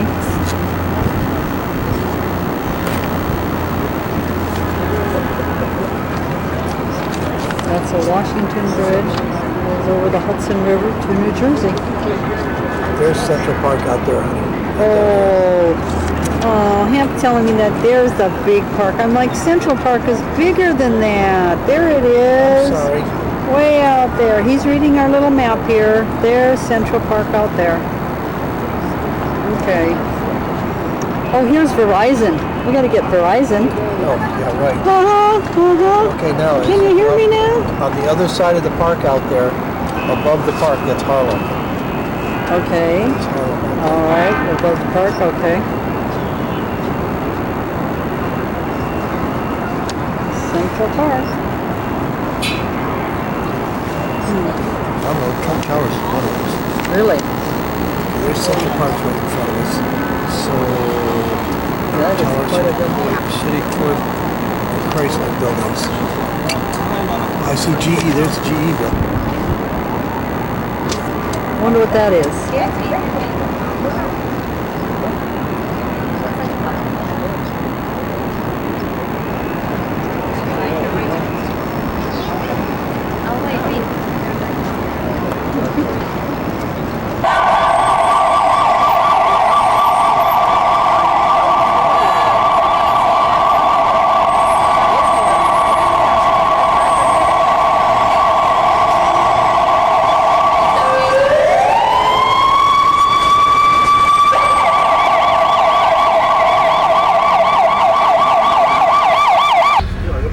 You have a doorman right there in the middle of it with an 80-foot atrium inside Trump Towers.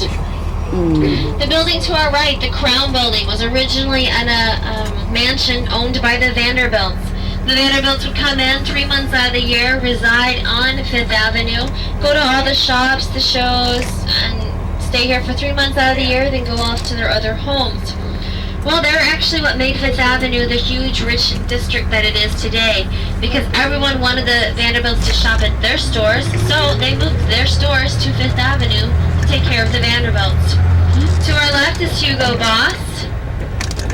On the right-hand side of the bus will be the 5th Avenue Presbyterian Church. It's up here on our right park. Got the Brooks Brothers store to our right. You guys got whiplash yet from going back and forth? You have the NBA store up here on our right-hand side of the bus with the cool little basketballs over the entryway. Ooh, that guy found roses. You have the Liz Claiborne store coming up on our right-hand side, and the beautiful Cartier building to our left-hand side. You have the H&M building coming up on our right, and coming up on our left will be the beautiful St. Patrick's Cathedral. St. Patrick's open. Isn't that where Kennedy and stuff go? Coming up on the right-hand side of us is the International Building. Cats played here for many, many years. Cats was the longest running musical in Broadway history. There's always a line waiting to get those discount tickets. Okay, for supermarkets, food chain stores. Because there isn't any.